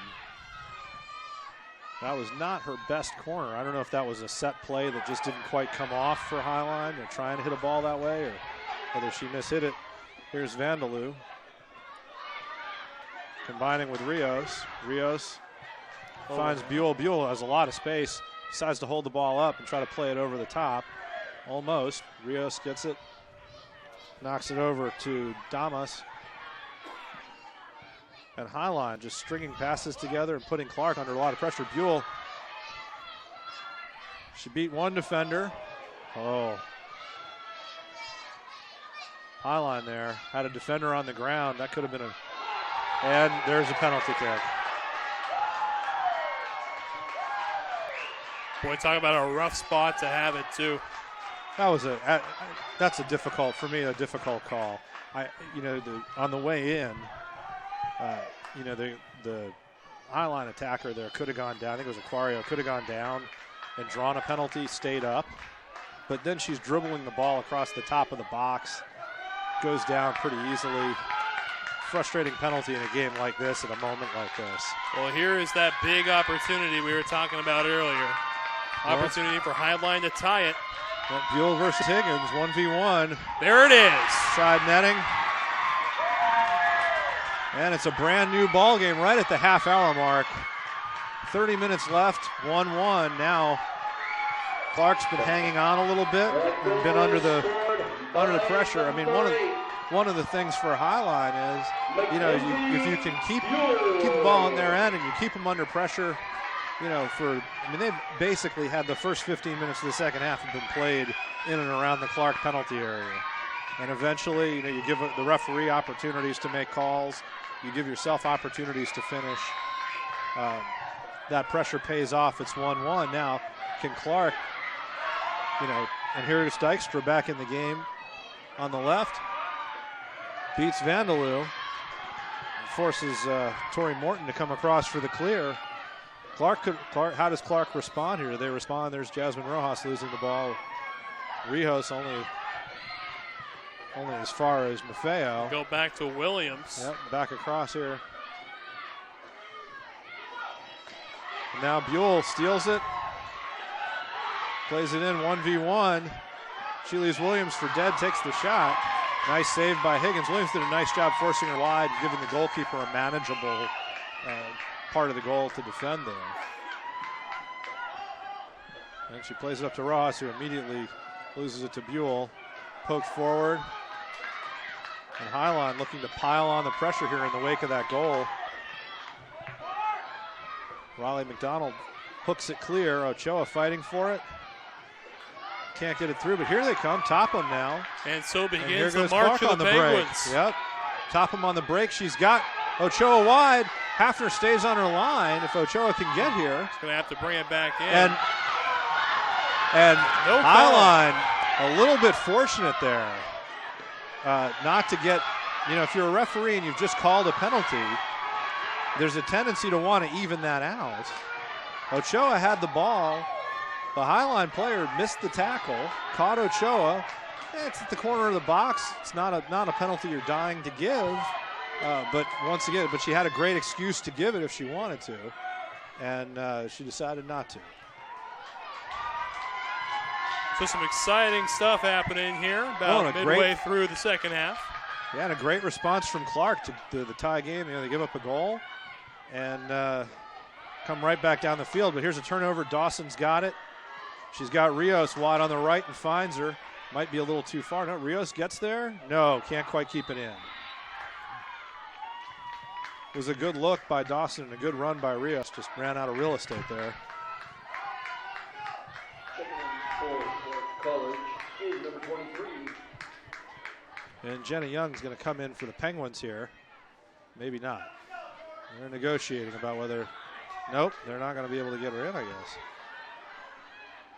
Well, maybe they will. A little bit of confusion here. Oh, now she's been waved in. So Ochoa's going to come off. And Jenna Young. So Ochoa had 8 goals and 2 assists on the year comes off. And Jenna Young, who had 5 goals, coming primarily off the bench, or exclusively off the bench, comes in to take her place here. I'm sure we'll see Ochoa back in, but good chance for Jenna Young, the freshman, from Portland, Oregon. That one goes off the foot of Dykstra. Will go out of bounds. Yep, and Highline, the job's for both of these teams, the job's not done now. I mean, it's 1-1, so Highline, you'd think, has a little momentum, but Clark certainly responded to that goal by pushing forward. Nice win by Tubner, but and a little bit of a discussion. The referee didn't like how Rios and Smeltzer were battling there. Ball is kicked way up into the air by Tubner. Tubner hits another ball clear. And here comes Bella Keene. This is gonna be a long throw into the box. Highline's got 3 players in there. Clark has 9, now 10. All standing inside their own penalty area waiting for this ball. And there's Buell, 4 on 10. She's got it. Plays it out to Rios or Orlando, who puts it across, and it's a little bit too deep. She had Lopez on the back post. And it's going to be a Higgins goal kick as she gives Clark a chance to take a deep breath here. And a substitution for the Thunderbirds. That's going to They're going to take Rios out. Rios comes off, and Navarro is back in the game. Is number 10, Casey Lynn Navarro. Number 7. That's going to be a foul on Buell. Tubner's done a terrific job doing all the really sort of thankless work as a defensive midfielder.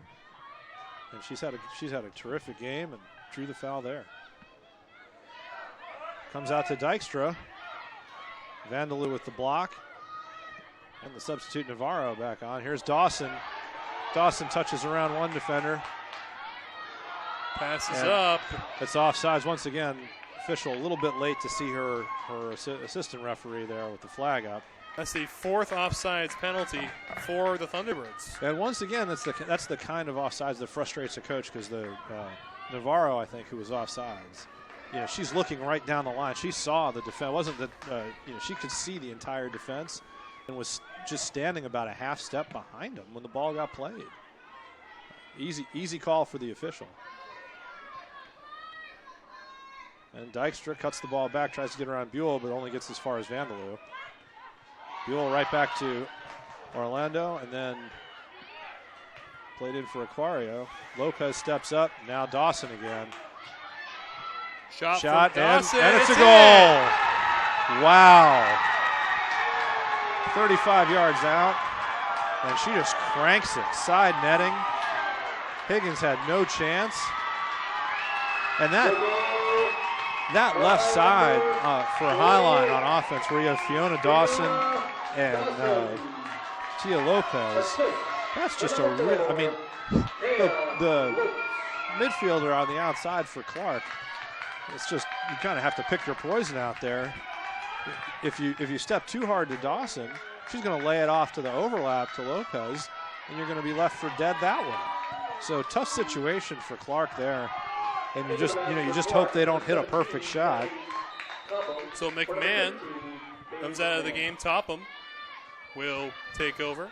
And a 6-foot freshman from Bellingham, Washington, gets on the board. And here comes Buell. Oh, there's a turnover. I'm talking about what a great player she is, and Lopez turns it over. And for Clark, Jenna Young gets the shot off. Draws a diving save from Jocelyn Hanrath, and corner kick. The Penguins are back in business with 22 minutes. Halfway through the second half, 1-0 leads turned into a 2-1 deficit, but they're back in business here. Well, that's something that a lot of people don't get, is the art of the fingertip save there. Truly, full layout on the side of the goalkeeper, just tipping it. Yeah, Jenna Young did a great job. She got that ball. It was about 1-on-3. She squared up, got herself a lane to shoot in, forced Hanrath to make a terrific save. Now you get a chance to run a set play.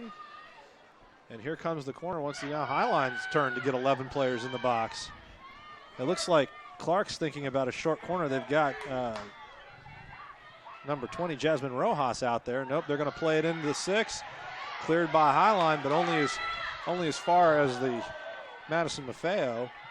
That one, the Clark defenders, but she puts that ball into the fir trees. And Hanrath is going to get an opportunity to just take a goal kick here, settle things down. And now it's Highline's turn to be relaxed and take some time. But here we are, 20 minutes of regular time left in the game, and Highline looks on track for a rematch. Battle of undefeateds against Peninsula on Sunday. Now it's going to be interesting to see what Coach Jensen wants to do, because he's going to have to, at some point here, roll the dice unless they can score fairly quickly. Williams single-handedly kind of willing that ball forward, and now you've got Young in, and she's got a runner. She's got Topham, And there's a PK. No, they're going to call the foul outside the box. Jenny Young played that ball in. Madison Topham ran across the 18 and went down under a challenge. Referee blows the whistle, but calls the first foul. One thing that would worry me if I was Coach Moore is if Clark can get a lot of possession in here, you know, once you've gotten a penalty kick goal, you always feel like the official, you know, if it's close, the official feels like they should probably even it up. And so here's Sarah Tubner from about 25 yards out. Aims for the far post right at Hanrath. Easy save in the end. Well struck ball, but Hanrath's able to gather it up with no trouble, and she can now play it forward. Rolls it out to Vandaloo. And this is where Highline, they just have a lot of confidence on the ball right now. And that It's kick's hooked out going by to Orlando. go well out of bounds. Yep, and all of a sudden now Clark kind of leans in on the pressure. I don't know if you noticed it, but right after that second goal, Tubner called everybody into a huddle, just trying to get everybody fired back up. They're still in this game. We still got 19 minutes to play. Well, and you've got two teams that between them, I mean, they've lost. They haven't lost. Neither of these teams has lost a game since early September. There's a lot of confident, talented young women on that field who know that they can make things happen for themselves. So you know Clark's not going to pack it up and go home.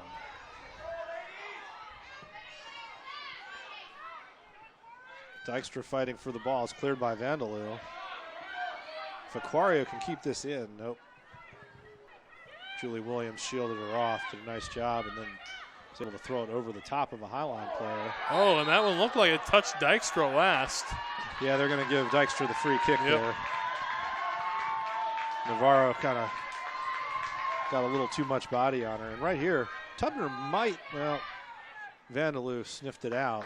Dykstra was coming down the sideline, and I think Clark was looking at that little near side pass, but Highline cleared that out. Long flighted ball in, only as far as Riley McDonald. Blocked, but McDonald gets it back. She's still on the ball there. Orlando falls over. McDonald didn't realize it, played it into Dykstra, and Highline's going to shepherd this ball out for a goal kick. And here Casey Smack comes in for Fiona Dawson for Highline, and then I believe that's going to be Jenna Jensen comes in on the other side. Number 5, Jenna Jensen. But Clark's definitely sort of raised the pressure level and responded to that goal with a real sense of urgency here.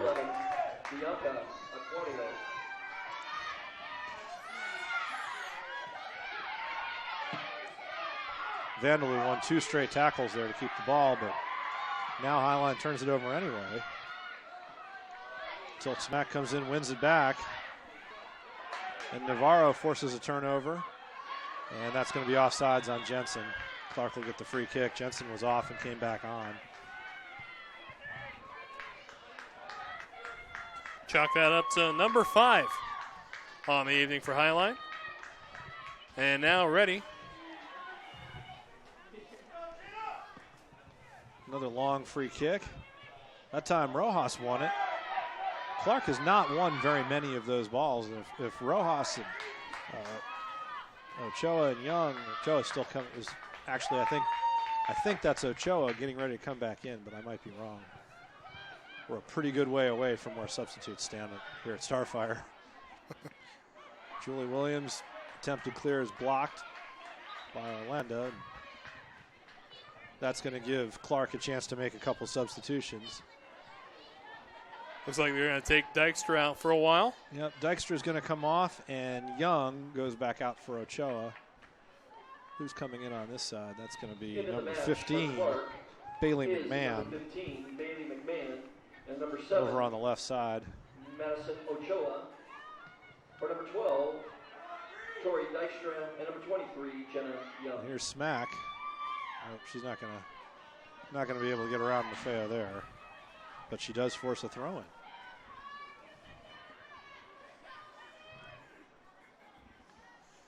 Again, while we have a little bit of a lull in the conversation, I'd like to take this time again to thank our fantastic engineer and director, Justin Ford, for doing a fantastic job all day. We'll continue to do so. Big thank you, Justin. As that ball is going to end up on the other side of the complex. Yep, that one's going to leave the stadium. And its corner kick number, is this number 11? This will be 11. For Highline, and they've looked really dangerous. Hey, how about that? You got past 10.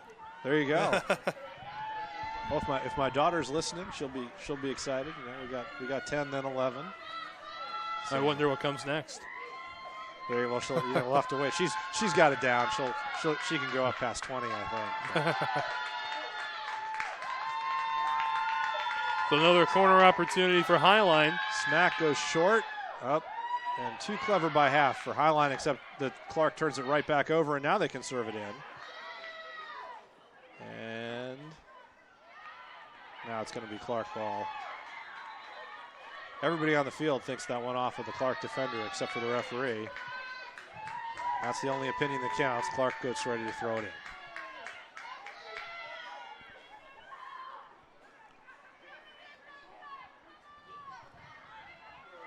Ochoa trying to come down the line. Pressures Lopez, but into Beulah. Now Smack's going to run this down. Comes down to Navarro. Good save there. Yeah, about a 17-yard shot. Navarro couldn't quite get everything she wanted behind it probably, but Higgins did a nice job to shut it down. And there's one of those rare Penguin wins on the serve there. It was, but it ended up Highline got the ball off it anyway. But now Clark's on the attack. Ochoa leading the line, and Clark gets a throw in deep in the Highline end. Ochoa found Rojas. Now they're going to throw the ball back to Maffeo. We'll see who that one was out of. They're going to give it to Highline. There's another one that I think surprised Maffeo that the throw-in went to Highline. And that's one of the tougher calls we've seen, though. 3 players there. Referee can only see the numbers. Yeah, it's challenging. You know, on throw-ins, usually those calls are not super significant, but in a game like this where you have Bella Keene for Highline, who can throw the ball about 45 yards, I mean, you know, those throw-ins are become hugely significant. Both teams have been able to generate some offense this way. Right over the top of the defender, but it's gathered by Higgins. And here comes Clark 12 minutes remaining. And the official 90 here, as Ochoa tries to push a ball through and can't. Buell gets it, chests it down, turns, plays it in. Higgins with the grab there.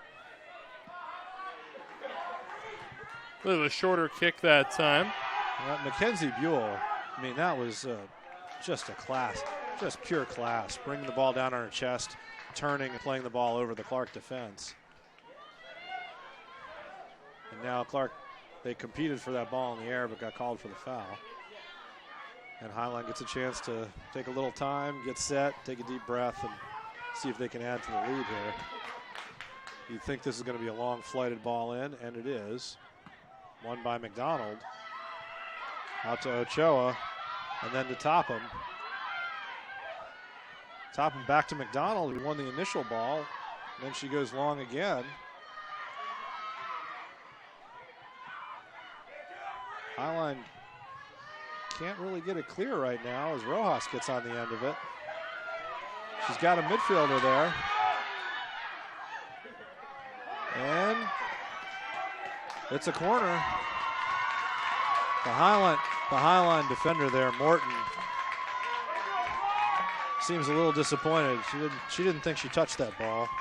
But, well, from up here, it didn't look like she did either. No, but Bailey McMahon, you know, she got on the end of that and managed to create a corner kick for themselves. Now you got Sarah Tubner gets a chance to swing the ball in. Looks like they're thinking about a short corner here, and Highline went running in after Riley McDonald, and you can't get within 10 yards. It is a short corner. McDonald plays it into the box. That's won by, I think, Morton. There's a player down for Clark. There's a collision. Clark still has a player down. I think that's Rojas. But they also have possession, and Rojas miraculously recovers and is ready at the far post. Now that Hafner's got it, she's still looking a little bit pained. But yeah, she's limping down the field right now. Yeah, she would have recovered even faster if that ball had come over the top. Oh, yeah. She could have headed it. Nothing makes you feel better than that.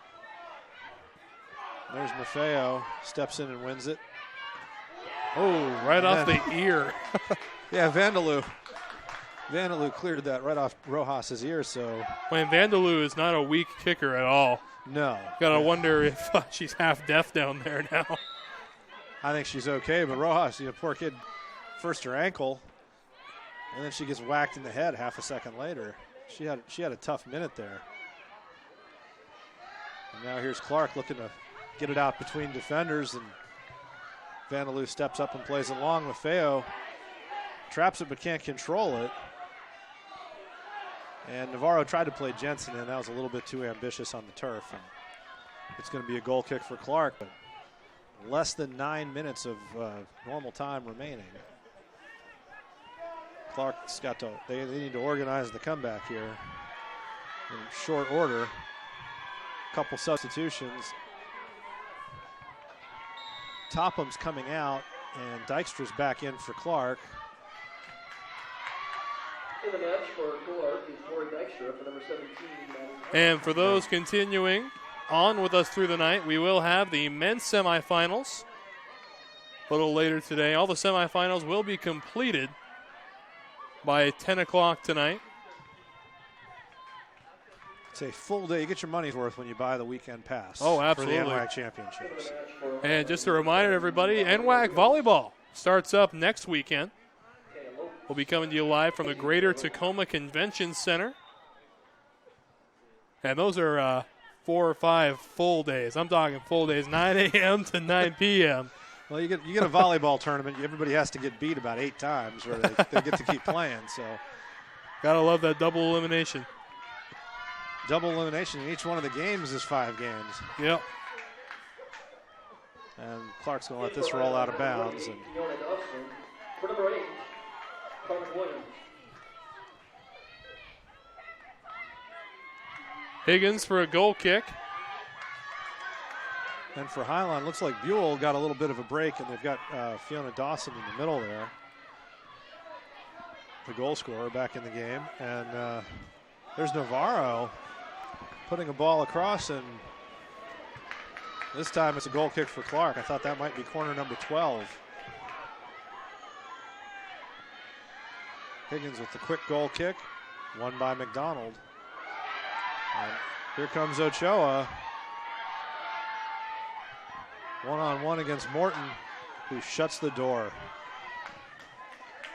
So Clark knocking on the door here, trying to tie it up.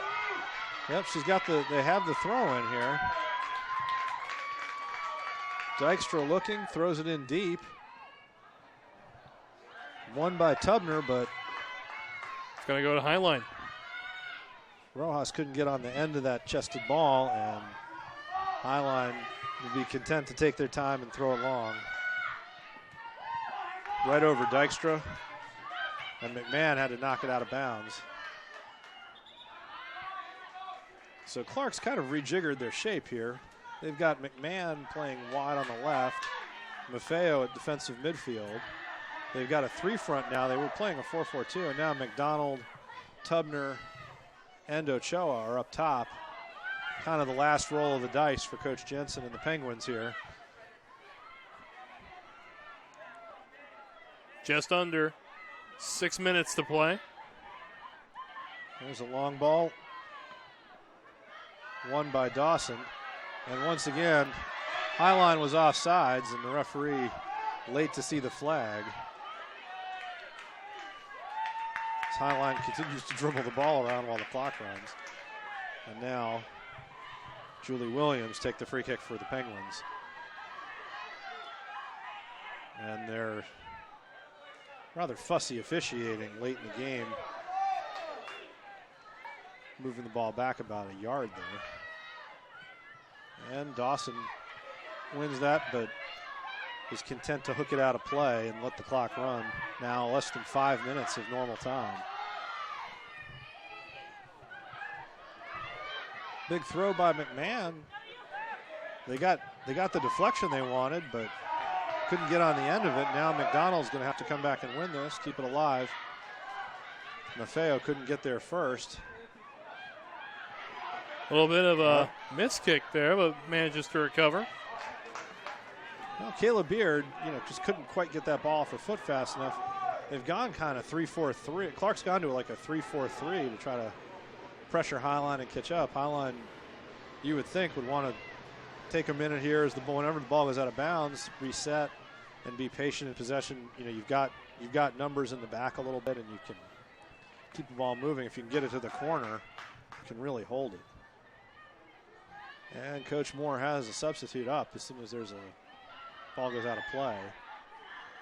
Dawson's going to take this free kick. She's going to play smack. Smack hooks it across. Easily cleared, but Rojas can't hang on to it. Jensen, the substitute, plays it back to Vandaloo. Back to Jensen. There's Navarro. Now Clark, they find Riley McDonald. They're looking for Tubner on the overlap. Tubner almost got there. Well won by Morton. And now Damas is looking to keep possession.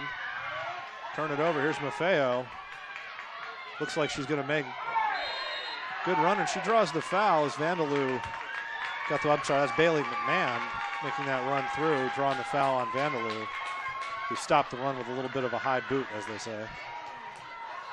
But we get to the last 3 minutes of normal time, and Sarah Tubner, 35, 40 yards out, looking to swing this ball in. Once again, Highline setting their line right even with the penalty spot. Tubner plays it in. There's a crowd, and it's there it is. We are tied. And it's two identical goals for Clark. Two balls served in from about 40, 45 yards that bounced inside the penalty spot. Hafner once again kind of caught in no man's land. Wasn't sure whether she should come out. I'm not sure who touched it, if anybody did. But they may give that goal to Tubner. That may not have been an own goal. That may have been just simply a direct score. There's a Highline player down with a cramp. And we're going to get even. Yeah, they're giving the goal to Sarah Tubner. And I'm not completely sure why the referee blew the whistle to kick the ball off there. You've got a kid laying in the goal cramped up. I mean, this is the second time we've seen that today, and the clock is going to stop. So we'll take a quick step aside here while the injury is treated, but don't go anywhere. Exciting conclusion coming up right after this. I remember the moment clearly. I'll never forget that moment. As long as I live. I realized at that moment, when we first saw the damage, these people really needed us. And I was going to make a difference right here in my community. Together with local responders, we cleared trees and collapsed walls. We had to get to the family trapped beneath. As a citizen soldier, I made a difference.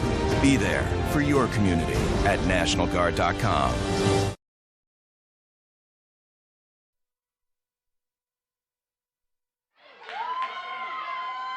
Back now at Starfire Stadium, and things are just winding down here as the final 50 seconds are ticking off the clock. Will be made up for. Well, 50 seconds of normal time. We'll definitely have 4 or 5 minutes of added time. Oh, absolutely. You would think. And then, if nobody scores in the next 4 or 5 minutes of extra time, we got 10 minutes of overtime. Well, I think two 10s. 2:10 overtime, and then a shootout if necessary. So you've got two teams, the two number 1 seeds, one from the south and one from the west, and you're tied 2-2. So they are gonna re-kick off. which I think is a good decision by the official. Final 8 seconds ticking off. Yeah, we're going to go into stoppage time. You'd have to think 4 or 5 minutes Oh, of absolutely. stoppage time. At least 4. And the referee looks at her watch. One of the things about women's soccer is, you never know. Sometimes officials, there's no board saying, hey, in the Premier League or FIFA, there's always a board saying, hey, we've got this much extra time. Officials working tournaments, it's sometimes the stoppage time gets a little bit, gets cut a little short. Clark staying on the front foot, plays it into Ochoa. She's able to flick that header on, easily handled by Hanrath. Now can Highline respond? It's a real heavyweight fight. Clark, went into halftime leading 1-0. Goes into the final 10 minutes looking like we're headed for a rematch of the championship game from last year. And now Highline has to regroup. There's Rios. But I think that's Bailey McMahon who forced that out for a goal. Or is that Dykstra? Yep, that's Dykstra, the oft misidentified. Count that off to 13 times. Yep, there you go. Tori Dykstra forced the goal kick. There's a ball won by Dawson. Boland back in the game in the box. Goes around Williams. Just off the side. Williams, a little fortunate there. Didn't get a lot of ball, got some leg. Boland kept her balance, but Williams had forced her wide enough that she really didn't have much of an angle. And Higgins rushed that goal kick. Didn't get much on it, but it could work out anyway. There's Topham on the ball. She finds Tubner, the goal scorer. Tubner looking on the diagonal. Gets cut out. Was that Maffeo in on that tackle? No, that was Tophner again. Yep. And the referee's going to stop play here. So yet another injury happens. That was a tough collision. And time is going to stop. It looks like a cramp. Not sure, but the way that her teammates are reacting, yep, it looks like they just need to stretch her, and she'll be all right.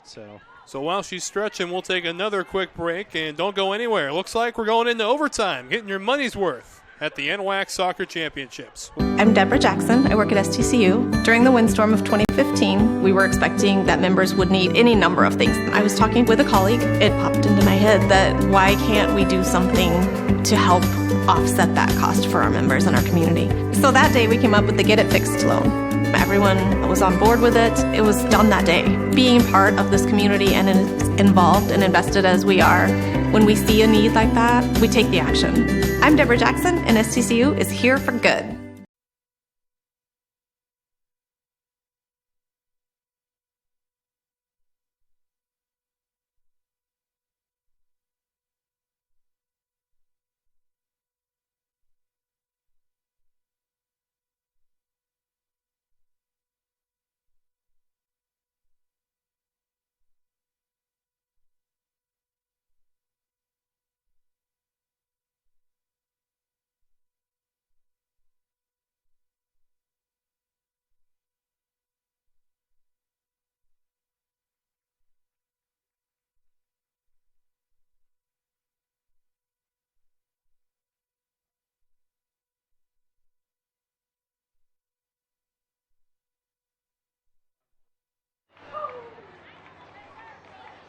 So back now at Starfire Stadium. That's Rios coming off, I believe. I think Casey Smack checked in for her. In for Highline is number 4, Kaya Lopez. Lopes will come in. Lopes will come back in, sorry. Now a conversation down there with the official. Well, I think they're talking about there's going to be a drop ball. Normally you'd want to settle it, just let one team would want it, but they're gonna compete for the thing this late in the game. And here's Morton, who's going to look to clear. She finds Aquaria, but who rides out the tackle from Williams. Dykstra goes down hard. Top looking for Ochoa, cut out by Morton, long diagonal to Smack. Smack puts this ball into the corner. Boland is on it, gets a foot on it, goes down in the box. Higgins grabs it. Referee looks sort of disinterested, and we're going to call the end of regulation. I believe that's the end of regulation right there. We're going to overtime. All right. Everybody gets a full complement of soccer today, not There you just go. 4 games, but bonus time in the second semifinal. In baseball, we call it free baseball, so I guess it wouldn't be too far-fetched for some free soccer here There you go. at the NWAC tournament. A little free soccer. This game, this is a heavyweight fight. It's gone both ways. Highline cranked up the pressure to start the second half. Yeah, that Fiona Dawson rocket put him ahead. Clark looked like they were going to really have their work cut out for them to fight their way back. And instead, they respond by getting on top of the game. Another Sarah Tubner free kick. Handcuffs. Two Sarah Tubner free kicks handcuffed Jocelyn Hanrath. If I'm Coach Moore over at Highline, I'm telling these guys, listen, whatever you do, don't commit a foul about 30, 35 yards out, okay?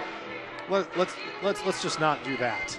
And we'll see if they stick to that strategy right after this. Overtime coming up on the NWAC Sports Network. Before there could be a nation, there had to be people willing to fight for it, to take on the world's greatest challenges, whatever they might be. So the U.S. Army masters not only tactics and strategy, but also physics and chemistry. We make battle plans and create breakthroughs in medicine, science, and engineering. Our next mission could be anything, so we prepare for everything.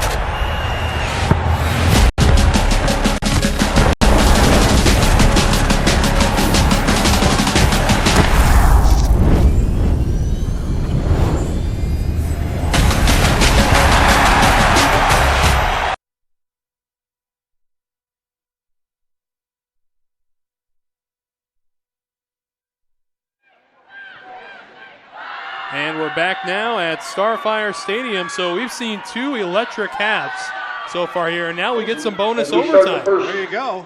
Overtime period, please understand, we're playing the golden goal rule. First to score wins. Extra time, 2-10s. First goal wins. Looks like Clark's going to kick off, going left to right here as we face the field. So if I'm not mistaken, it's 2 overtimes and then a shootout, correct, if necessary. That's correct. 2-10s. First goal wins. If you don't get anything, ta-da, penalty kicks. Everyone's least favorite way to solve games, except for all the other options, because we've tried them all in college soccer. So Madison Toppin's going to stand over the ball for Clark.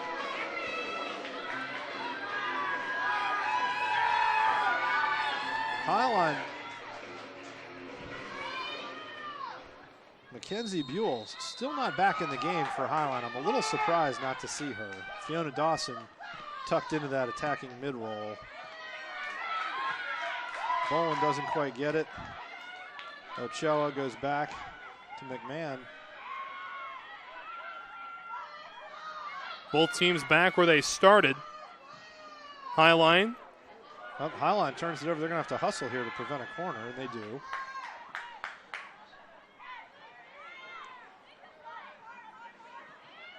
Clark in that 4-3-3. There's Tubner, the goal scorer. She's got a seam. We're going to leave Riley Mcdonald up high. She played in the midfield for most of the game, but she's playing as a third striker right now. Here's Boland. Trying to get Williams, the smack out there. Yeah, couldn't quite get it out into that far channel. Meltzer to Tubner. Tubner goes over to Maffeo. Maffeo's got Dykstra open on the left side. Yep, she found Ochoa, but Ochoa couldn't quite get the ball back to her.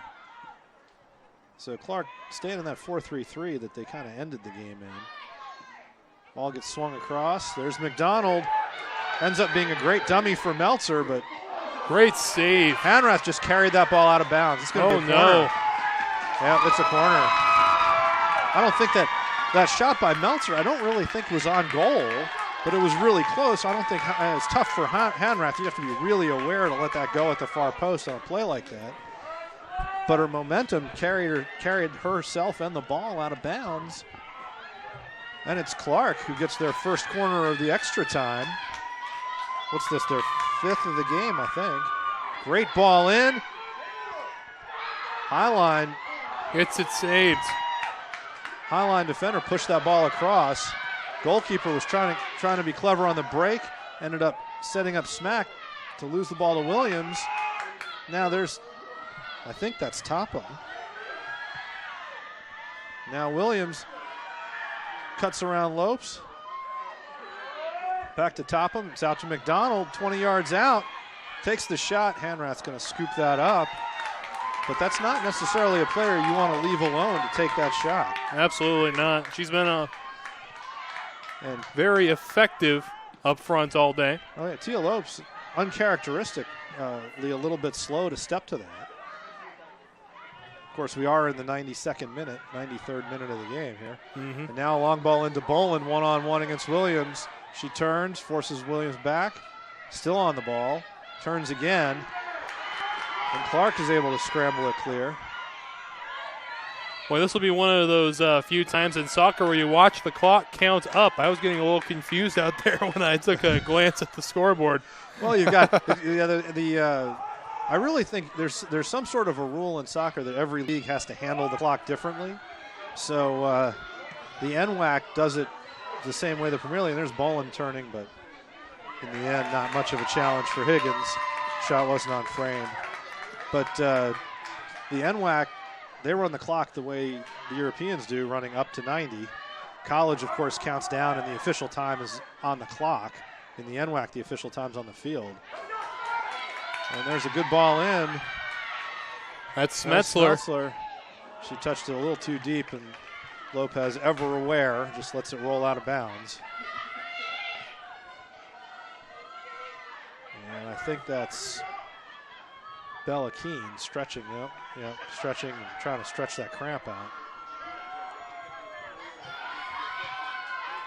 Looks like both coaches, this is their last roll of the dice. This is where they've kind of got the 11 they're comfortable with out there. They're not going to make any changes.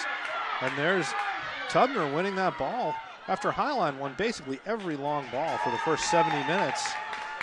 Clark just raised their level, and they've started to win some stuff in the air, and now they have a throw-in, and Sarah Tubner standing completely unmarked, about 35 yards from goal. Both of these teams with 9 shots on goal all night. Highline with a much higher volume of shots to get to the 9, though. Oh, absolutely. 25-9 in overall. Yeah, so really, I mean, Highline's had a lot of possession, a lot of opportunities, but in the end, Clark's made the most of what they created. There's the throw in by Smeltzer. It's cut out by Lopez. Smack knocks it up, sort of a hopeful ball. Williams knocks back in, but there's Fiona Dawson. Oh, just a little bit too far for Orlando. Good idea. And Vandaloo has it out. Dawson gets on the end of it. And now there's Smack with it. She misses her first touch, but outlasts Tubner. Dangerous ball in. And Higgins smothers it. Higgins was alert off the line. Jump on top of that one. I believe that was Aquario. Sort of hovering. If Higgins had been a half a step later. Dawson tries to smack a ball off of Topham. That strategy doesn't work. And here comes Clark again. Topham can't quite get past Lopez's boot. But Clark, here in the overtime, Clark's had the edge. Possession-wise, there's a perfect ball in. And Hanrath, rock solid, steps out. Mcdonald can't do anything with the ball there. And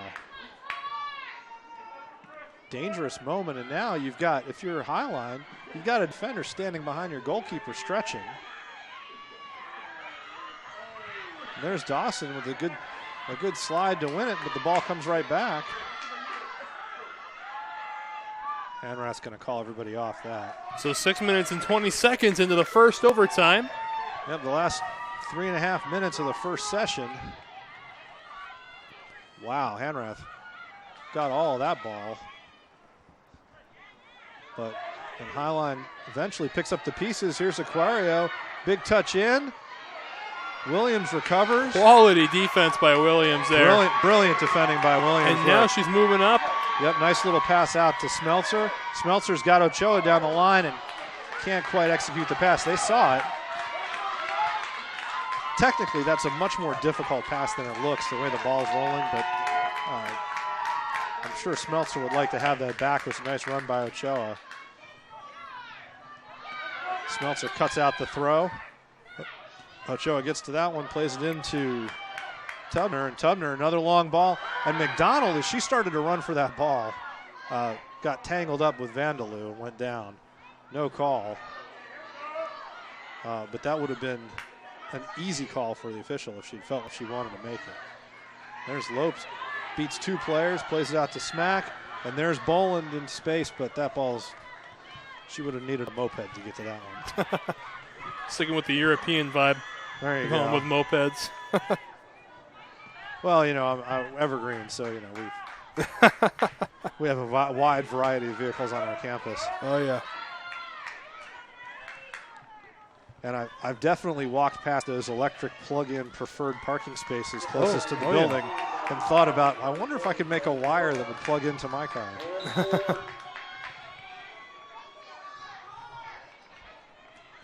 Topham comes out. Is that Jenna Young checking in? I believe it is. So another attacking personality for the Penguins here. As Ochoa drops it to Tubner. And here's Riley. This ball's going to squirt all the way through, and Riley McDonald is in perfect position to figure something out here. It's going to go out of bounds. Yeah, she couldn't find a runner, so she gave herself a throw-in, and now tries to go over the top. Highline cuts that out, but it's just going to be another throw for Clark. And Bailey McMahon steps up on that left side. Throws to an unmarked Sarah Tubner. And we're approaching the final minute of the first overtime. Oh, McDonald and Tubner were trying to combine there and couldn't quite pull it off. Yep, 1 minute left in normal overtime time, if you want to call it that. As Highline throws it in. At the moment, this game has all the hallmarks of a game that's going to penalty kicks. Oh, absolutely. I wouldn't have thought that at the end of regulation. You had, 3 goals in the second half, but it looks like both teams are playing a little bit more conservatively. And it's just, I'm not sure it's a tactical thing. I think for players, you get to this point in the season and in the game, and it's a little bit hard. It's hard to take a lot of risks. You're a little bit tired, and you definitely don't want to be the player that got out of position or made a mistake. Mm-hmm. So, well, that's for sure. As the final 20 seconds are starting to wind down here in the first overtime, and it looks like double overtime is inevitable. Well, here's Bella Keene. She's going to go for that long throw again. So, and remember that we're not going to stop right on that 10 minutes. So, and there's Dawson using every part of her body to propel the ball toward the goal, but Olanda couldn't keep control of that, and that's going to end the first overtime. They're going to go to a second overtime now. So, all right, so things are heating up on a very cold night in Tukwila, Washington. We'll be right back with double overtime after this.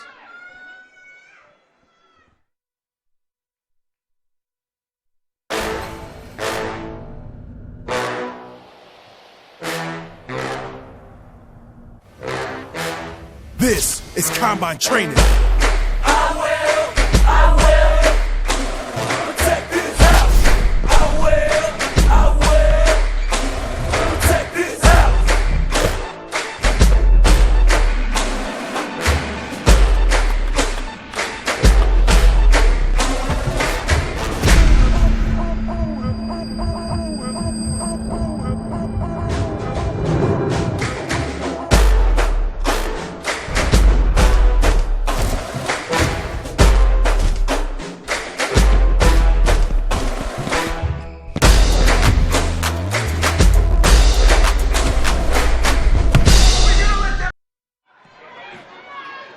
so begins double overtime at right Starfire. off the bat, a long ball in. Aquaria, there's a scramble in front, and Clark has to concede corner number 12. Is that right? Or are we that 13? Is right. Okay, that is 12. You know, I started out as a soccer and basketball coach. You got to keep track of fouls. Oh, yeah. Well, if we're going to stick to the basketball terminology, there's still a couple of players in danger of fouling out. Well, I think you get to this point in the game, and it's not as much of a concern. Fiona Dawson, you know, she's been dangerous all day. And here's one more corner, another low ball in. And that'll go out. Clark. They'll throw it in. Once again, I think that's a set play by Highline. But I don't know. I would have liked to have seen them loft another ball in. They've looked really dangerous even though they haven't scored on one. And Keene with a long throw, and we'll do it again. She'll get another one. And she's got, I think that's Aquario in the corner now. Aquario is marked by Dykstra. Here comes another long throw. And she'll get another long throw from a deeper angle. And we've killed off a minute and a half of the second overtime. And the ball has not left the attacking third for Highline. And Fiona Dawson is posted up on a Clark defender just inside the 6. And you'd think Keene's going to see that and throw the ball to her, and she does. Won by the Clark defender, now pulled down, across. That's going to be another corner. It was a great last-ditch block by McMahon, pushing that ball over the post. And Fiona Dawson now gets to take this on the right side. And I think that may be why, the fact that she was going to be hitting an outswinger, maybe why they were playing the ball on the ground. Now a ball comes onto the field. Coach Moore has Kayla Smack starting on the goal line and then running out. They're going to pump this one into the box. Half cleared by Smeltzer. And that's going to end up as a goal kick. Yep. And Orlando had a real opportunity there. Couldn't quite get her body turned around and squared up to hit that. But, or is that Rios? That would be Rios. Okay. And if she could have squared up, she was totally unmarked and 12 yards from the goal. And really had Higgins at her mercy but couldn't quite get composed. Lopez wins the header. Tubner wins it back, and now Lopez gets it past her again.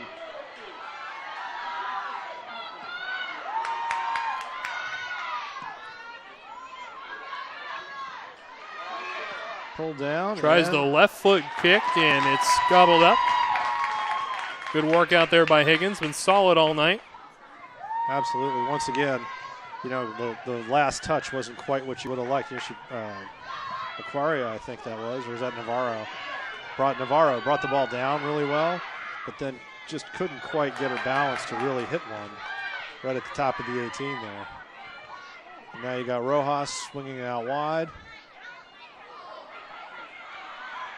Clark keeps control. Now you have Tubner again, 35 yards out, long ball in, and without a lot of traffic in front of her, Hanrath gobbles it up. And another long ball. Maffeo gets a head on it, but it doesn't go the way she wanted.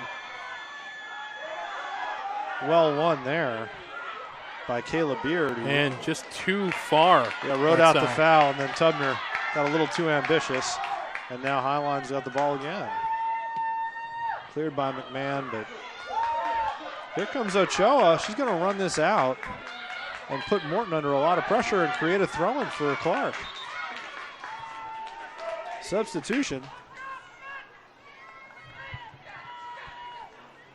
Ochoa comes off, and Jenna Young, I presume, is back in. I can't see her number, but it's going to be Topham. It's Topham. Maddie Topham comes back in. It's 4.5 minutes into double overtime. Score tied at 2. And Bolin came in behind, caught Maffeo. Maddie Maffeo. Easy foul, and that's Sarah Tubner. 40 yards out. slightly left of center. He's going to loft another ball into the top of the 18. And this time, Highline is set up. Instead of being on the penalty spot, they're set up at the top of the 18, creating a little bit tougher spot, but it's well hit.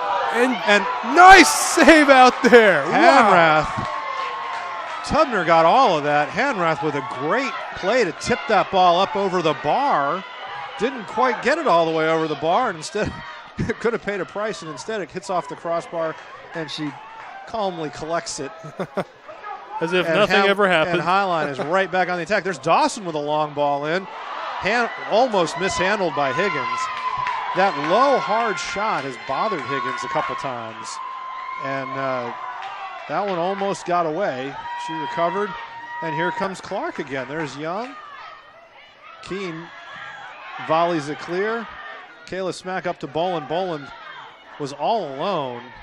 Clark's defense dropped off her. She didn't realize it and instead just played kind of a weak 40-yard turn to Higgins, who punts it forward. Inside the final 4 minutes. Good challenge. Referee let that go. So it's been a physical game, but once again, physical but clean. Mm-hmm. There's Mcdonald losing the ball to Damas. And I said, just as I say yeah, that. Exactly. But once again, it's not hard. It's a foul. So, yeah. But good physical game. And now Faith Dawson standing over the ball just on her side of midfield. Directing traffic. There's something she wants there. I don't know that she's going to get it. But here comes the ball in. Bounces it into Smack. Boland running onto it. And Higgins has to come out and make the play with Boland bearing down on her. Well done. That's a challenging play for any goalkeeper. You get a big body running at you like that. You got to stay focused to make that play cleanly. And there's Tubner. Drops it to Maffeo, over to McDonald. McDonald heading it clear. And there's Keene with another long ball. Pulled down by Aquario. McMahon plays it back to Higgins, who clears it. Only as far as Olanda, but Rojas comes back in, and Clark's going to hang on to that ball. And that's going to go out of bounds. This time it's going to go off the foot of Topham. Well, we've got 2.5 minutes left in the second overtime. It looks like Highline's going to make a substitution. And Aquaria is going to come off, I believe, for Rios.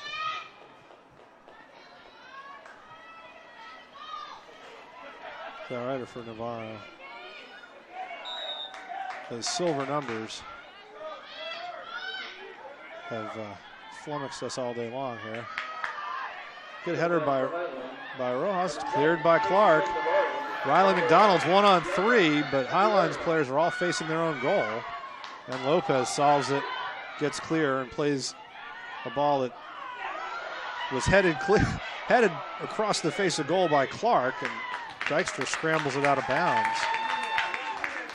That was one of those where if the defense lets it go, the keeper's on it. If the defense clears it, great, but if you put it across the face like that, you're creating some problems. And with 1.5 minutes of normal second overtime time remaining, Bella Keene's looking to chuck this ball into the 6-yard box.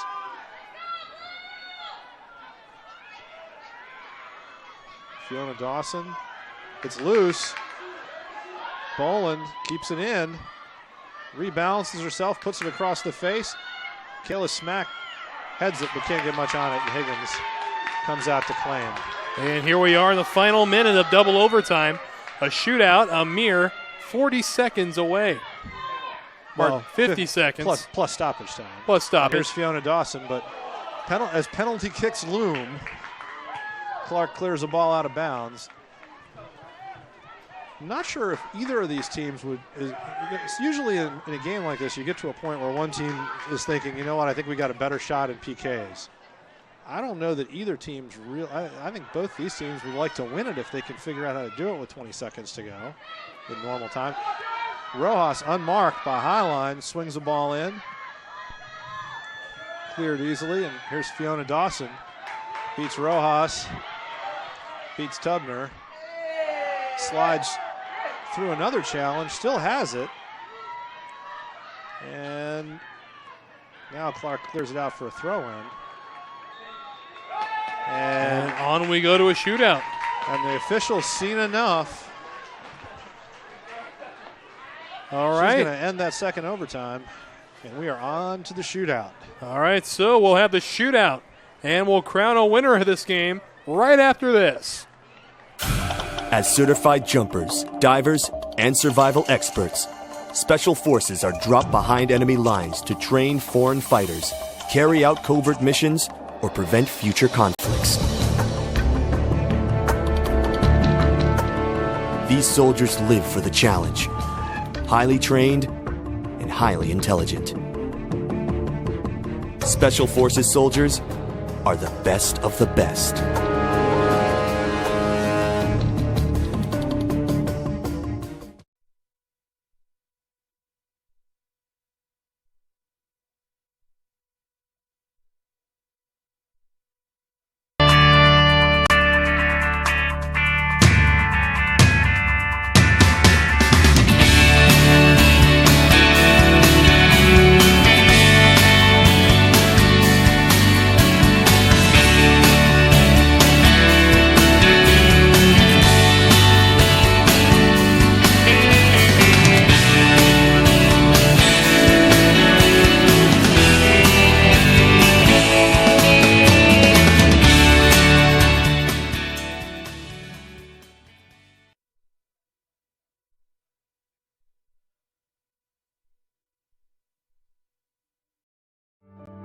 Nestled within tall trees and beautiful buildings, Pierce College has established itself as a national leader in improving student success. With two main campuses in Puyallup and Fort Steilacoom, and satellite campuses on Joint Base Lewis-McChord, Pierce College strives to create quality educational opportunities to help students realize their possibilities. As we celebrate 50 years in the community, Pierce College is proud to offer more than 60 programs of study with a fit for you, your life, your schedule, and your dream. Find your path, start at Pierce College today, and realize your possibilities. Visit pierce.ctc.edu.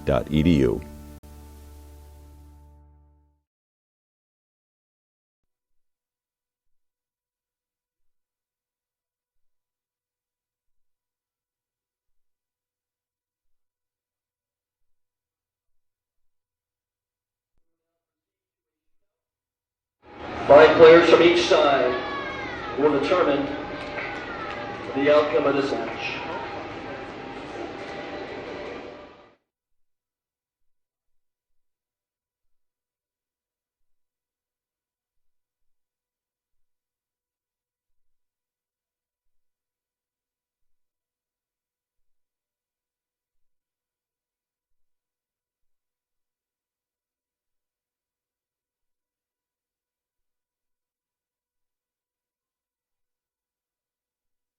Before there could be a nation, there had to be people willing to fight for it, to take on the world's greatest challenges, whatever they might be.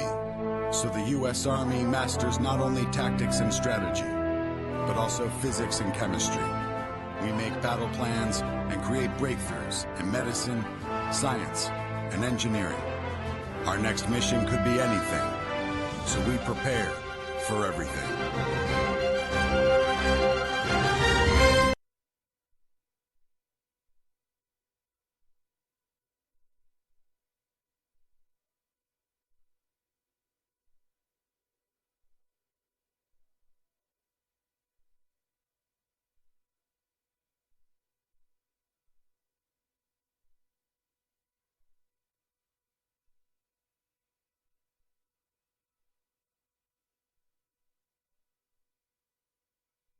I'm Danny Horton, and I'm an STCU member. The windstorm of 2015, who doesn't remember that? Had no power, were the heaters, the horse drop was a 600-pound block of ice. STCU stepped up.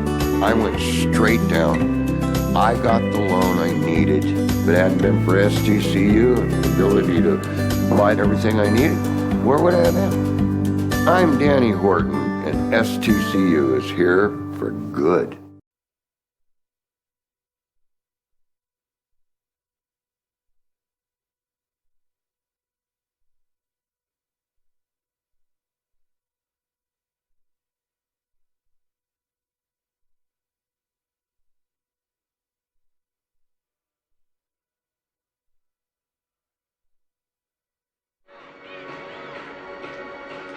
So back now at Starfire Stadium, it's time for a shootout between the Penguins and the T-Birds. So I'll throw it on over to you for this, Dave. How is this going to work tonight? Well, this is everybody's least favorite situation in soccer, right? Everybody gets to penalty kicks, and everybody says, "Gosh, there should be a better way to do this." The old-fashioned soccer solution is you come back and you play another game tomorrow. They call it a replay, but it doesn't really work with television at the higher levels, and it doesn't really work with scholastic schedules at this level. So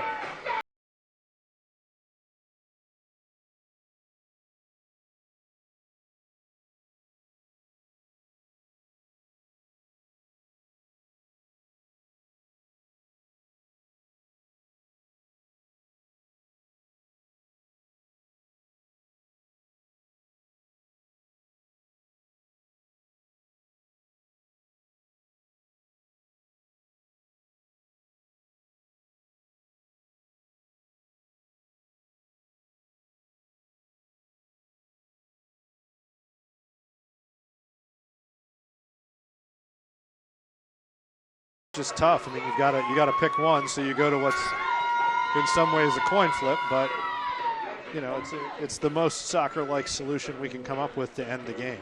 So each team's going to pick 5 kickers. They alternate. Clark's out at midfield right now. It does need to be. I don't think it used to be it needed to be one of the players who's on the field at the end of the game. I think the new rule, the college rules, are it has to be a player who played in the game. So they don't necessarily have to be on the field right at the end.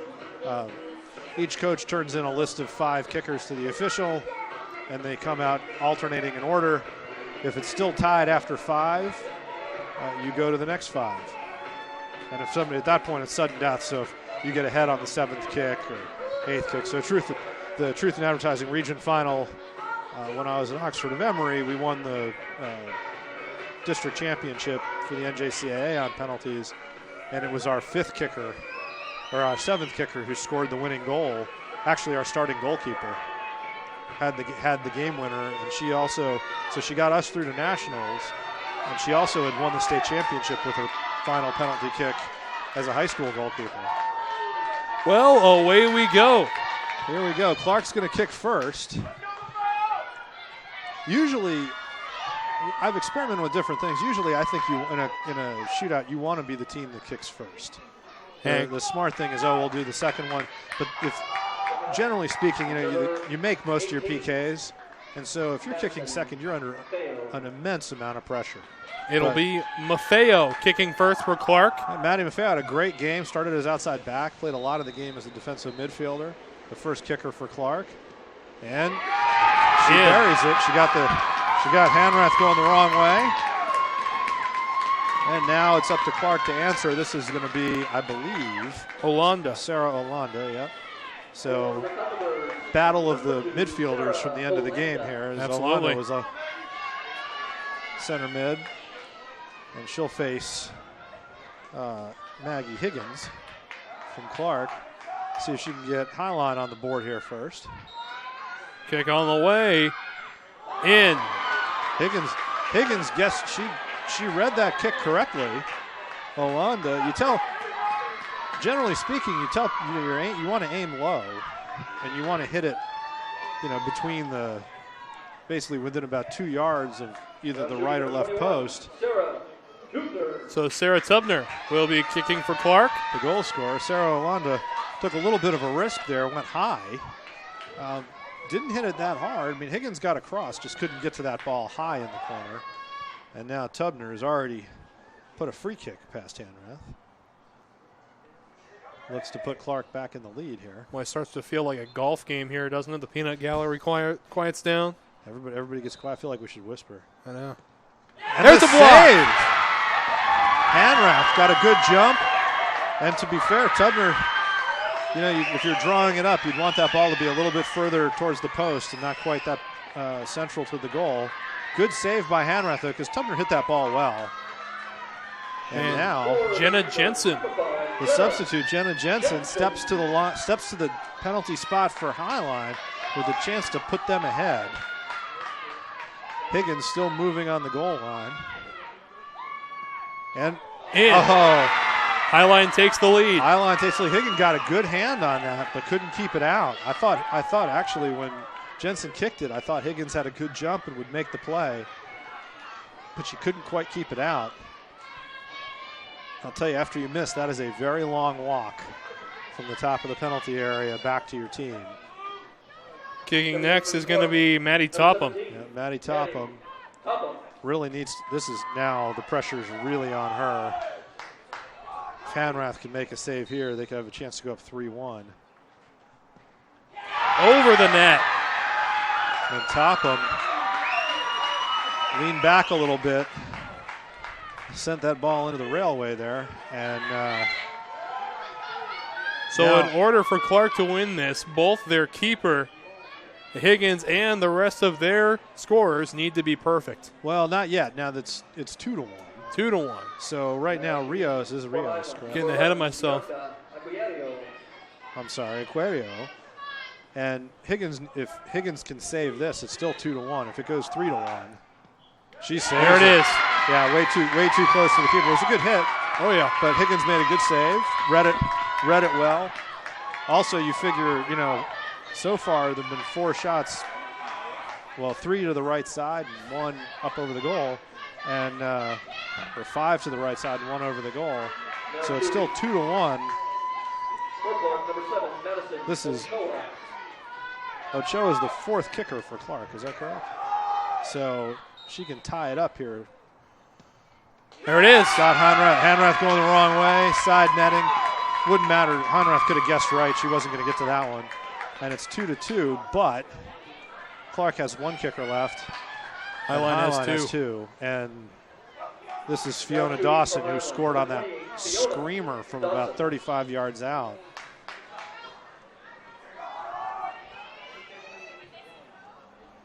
Well, this could potentially be the biggest block of the night right here. And it's in. It's in. And so now all the pressure is on Jasmine Rios to keep the game alive, Rojas to keep the game alive. Rojas scores here. And then it gets interesting. Everybody says, oh, well, on the 5th kicker, and if she makes it, they win. And that's true. Puts a lot of pressure on that 5th kicker. That's a very tough one to make. What about the pressure that's going to be on Higgins if that happens? I think as a goalkeeper, there's very little pressure on you. Nobody really expects you to make a save, so it's all you're playing with house money the whole way. Okay. So I think for a goalie, it's pretty simple. You just do your job. And there's Rojas steps up. There it is. Had Hanrath going the wrong way and buries it. So it all comes down to this. You'd think Nicole Buell would be the person that Coach Moore would want out here to take this, but she didn't play in the overtimes. I think she cramped up or something. I assume that there was something happened there. So a save here would put us in an extra 5 PKs. Well, it gets you an extra time. They just go 1-1. But Del Campo shoots. There it is. She scores. And Highline beats Clark on penalties. They run to Del Campo, and now they're running over to Hanrath. And Clark, what a great game. Sean Jensen and the Clark Penguins. You can see the dejection and how invested they are in this. What a great game for them. They took Highline absolutely to the end. I think this is a big step forward for Clark's program coming out of the South. Great result for them. Obviously hugely disappointing not to go on. But still a great game for them. To go toe-to-toe with Highline is terrific. And then, for Highline, wow. Undefeated. Now 2 ties officially, because this counts as a tie. And you're right back where you were a year ago. Rematch with Peninsula. 2 really great teams. That's going to be a heavyweight battle on Sunday. After the All-Star game. That it is. Well, we'll have a little bit of a pregame show for you coming up right after this, but stick around. The victorious Highline Thunderbirds will play the Peninsula Pirates tomorrow for the Women's NWAC Championships. We'll be right back after this.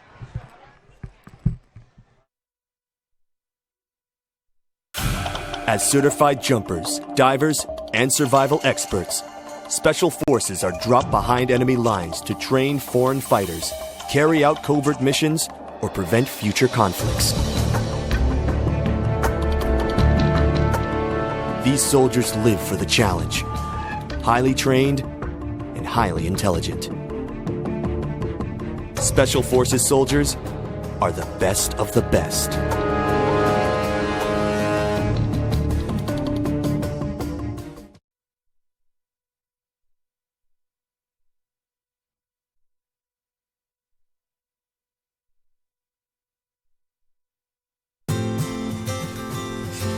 The first day of school is kind of scary.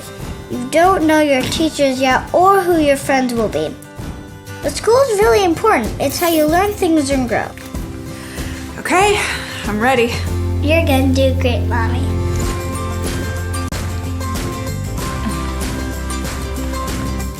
For you, for them, Clark College. Get started today at clark.edu.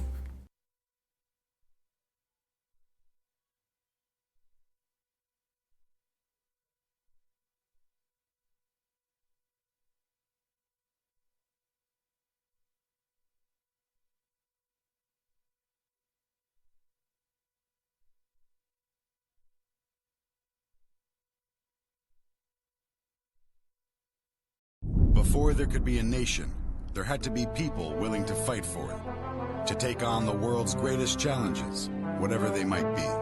So the U.S. Army masters not only tactics and strategy, but also physics and chemistry. We make battle plans and create breakthroughs in medicine, science, and engineering. Our next mission could be anything, so we prepare for everything.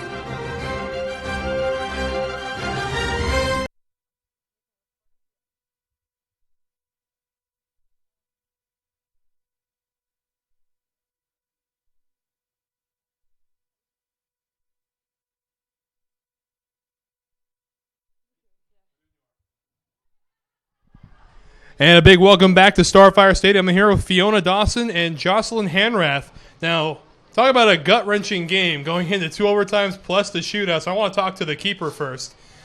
What kind of pressure is on the keeper in a penalty kick shootout situation? I mean, it's a lot of pressure. It's very stressful, but I knew my team would score, and all I had to do was come up with one save. So it was scary, but we got through it.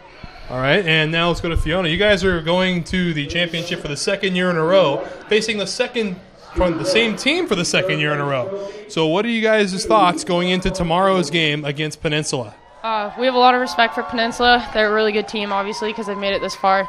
As a team, we're just focusing on ourselves, focusing on who we're playing for. We talked a lot about that. You know, we had a loss at the beginning of the season, or before the season, actually. So everyone has something to play for. That's what we're thinking about going into it. All right, and again, you guys have a chance to come back. Is revenge on your mind about last season? Yeah, definitely. All right. Well, there you have it. We've talked to Keversham already today from the Pirates team, who has predicted a repeat in their favor against you guys. So a lot of pressure there. You guys have anything to say? I mean, we'll come out, we'll play, we'll see, who wins, who loses. But we have a lot of confidence going in as well. We want this more than usual, I think. I mean, everybody wants it, but we have someone we're playing for, and we really want to take home this title for them. All right. Well, on behalf of the entire NWAC, my colleague Dave Morris, our director and engineer Justin Ford, big thank you for tuning in to the women's semifinals. We'll have the men's semifinals for you the rest of the night, so stick around. But until then, I'm Wes Tucker saying good night.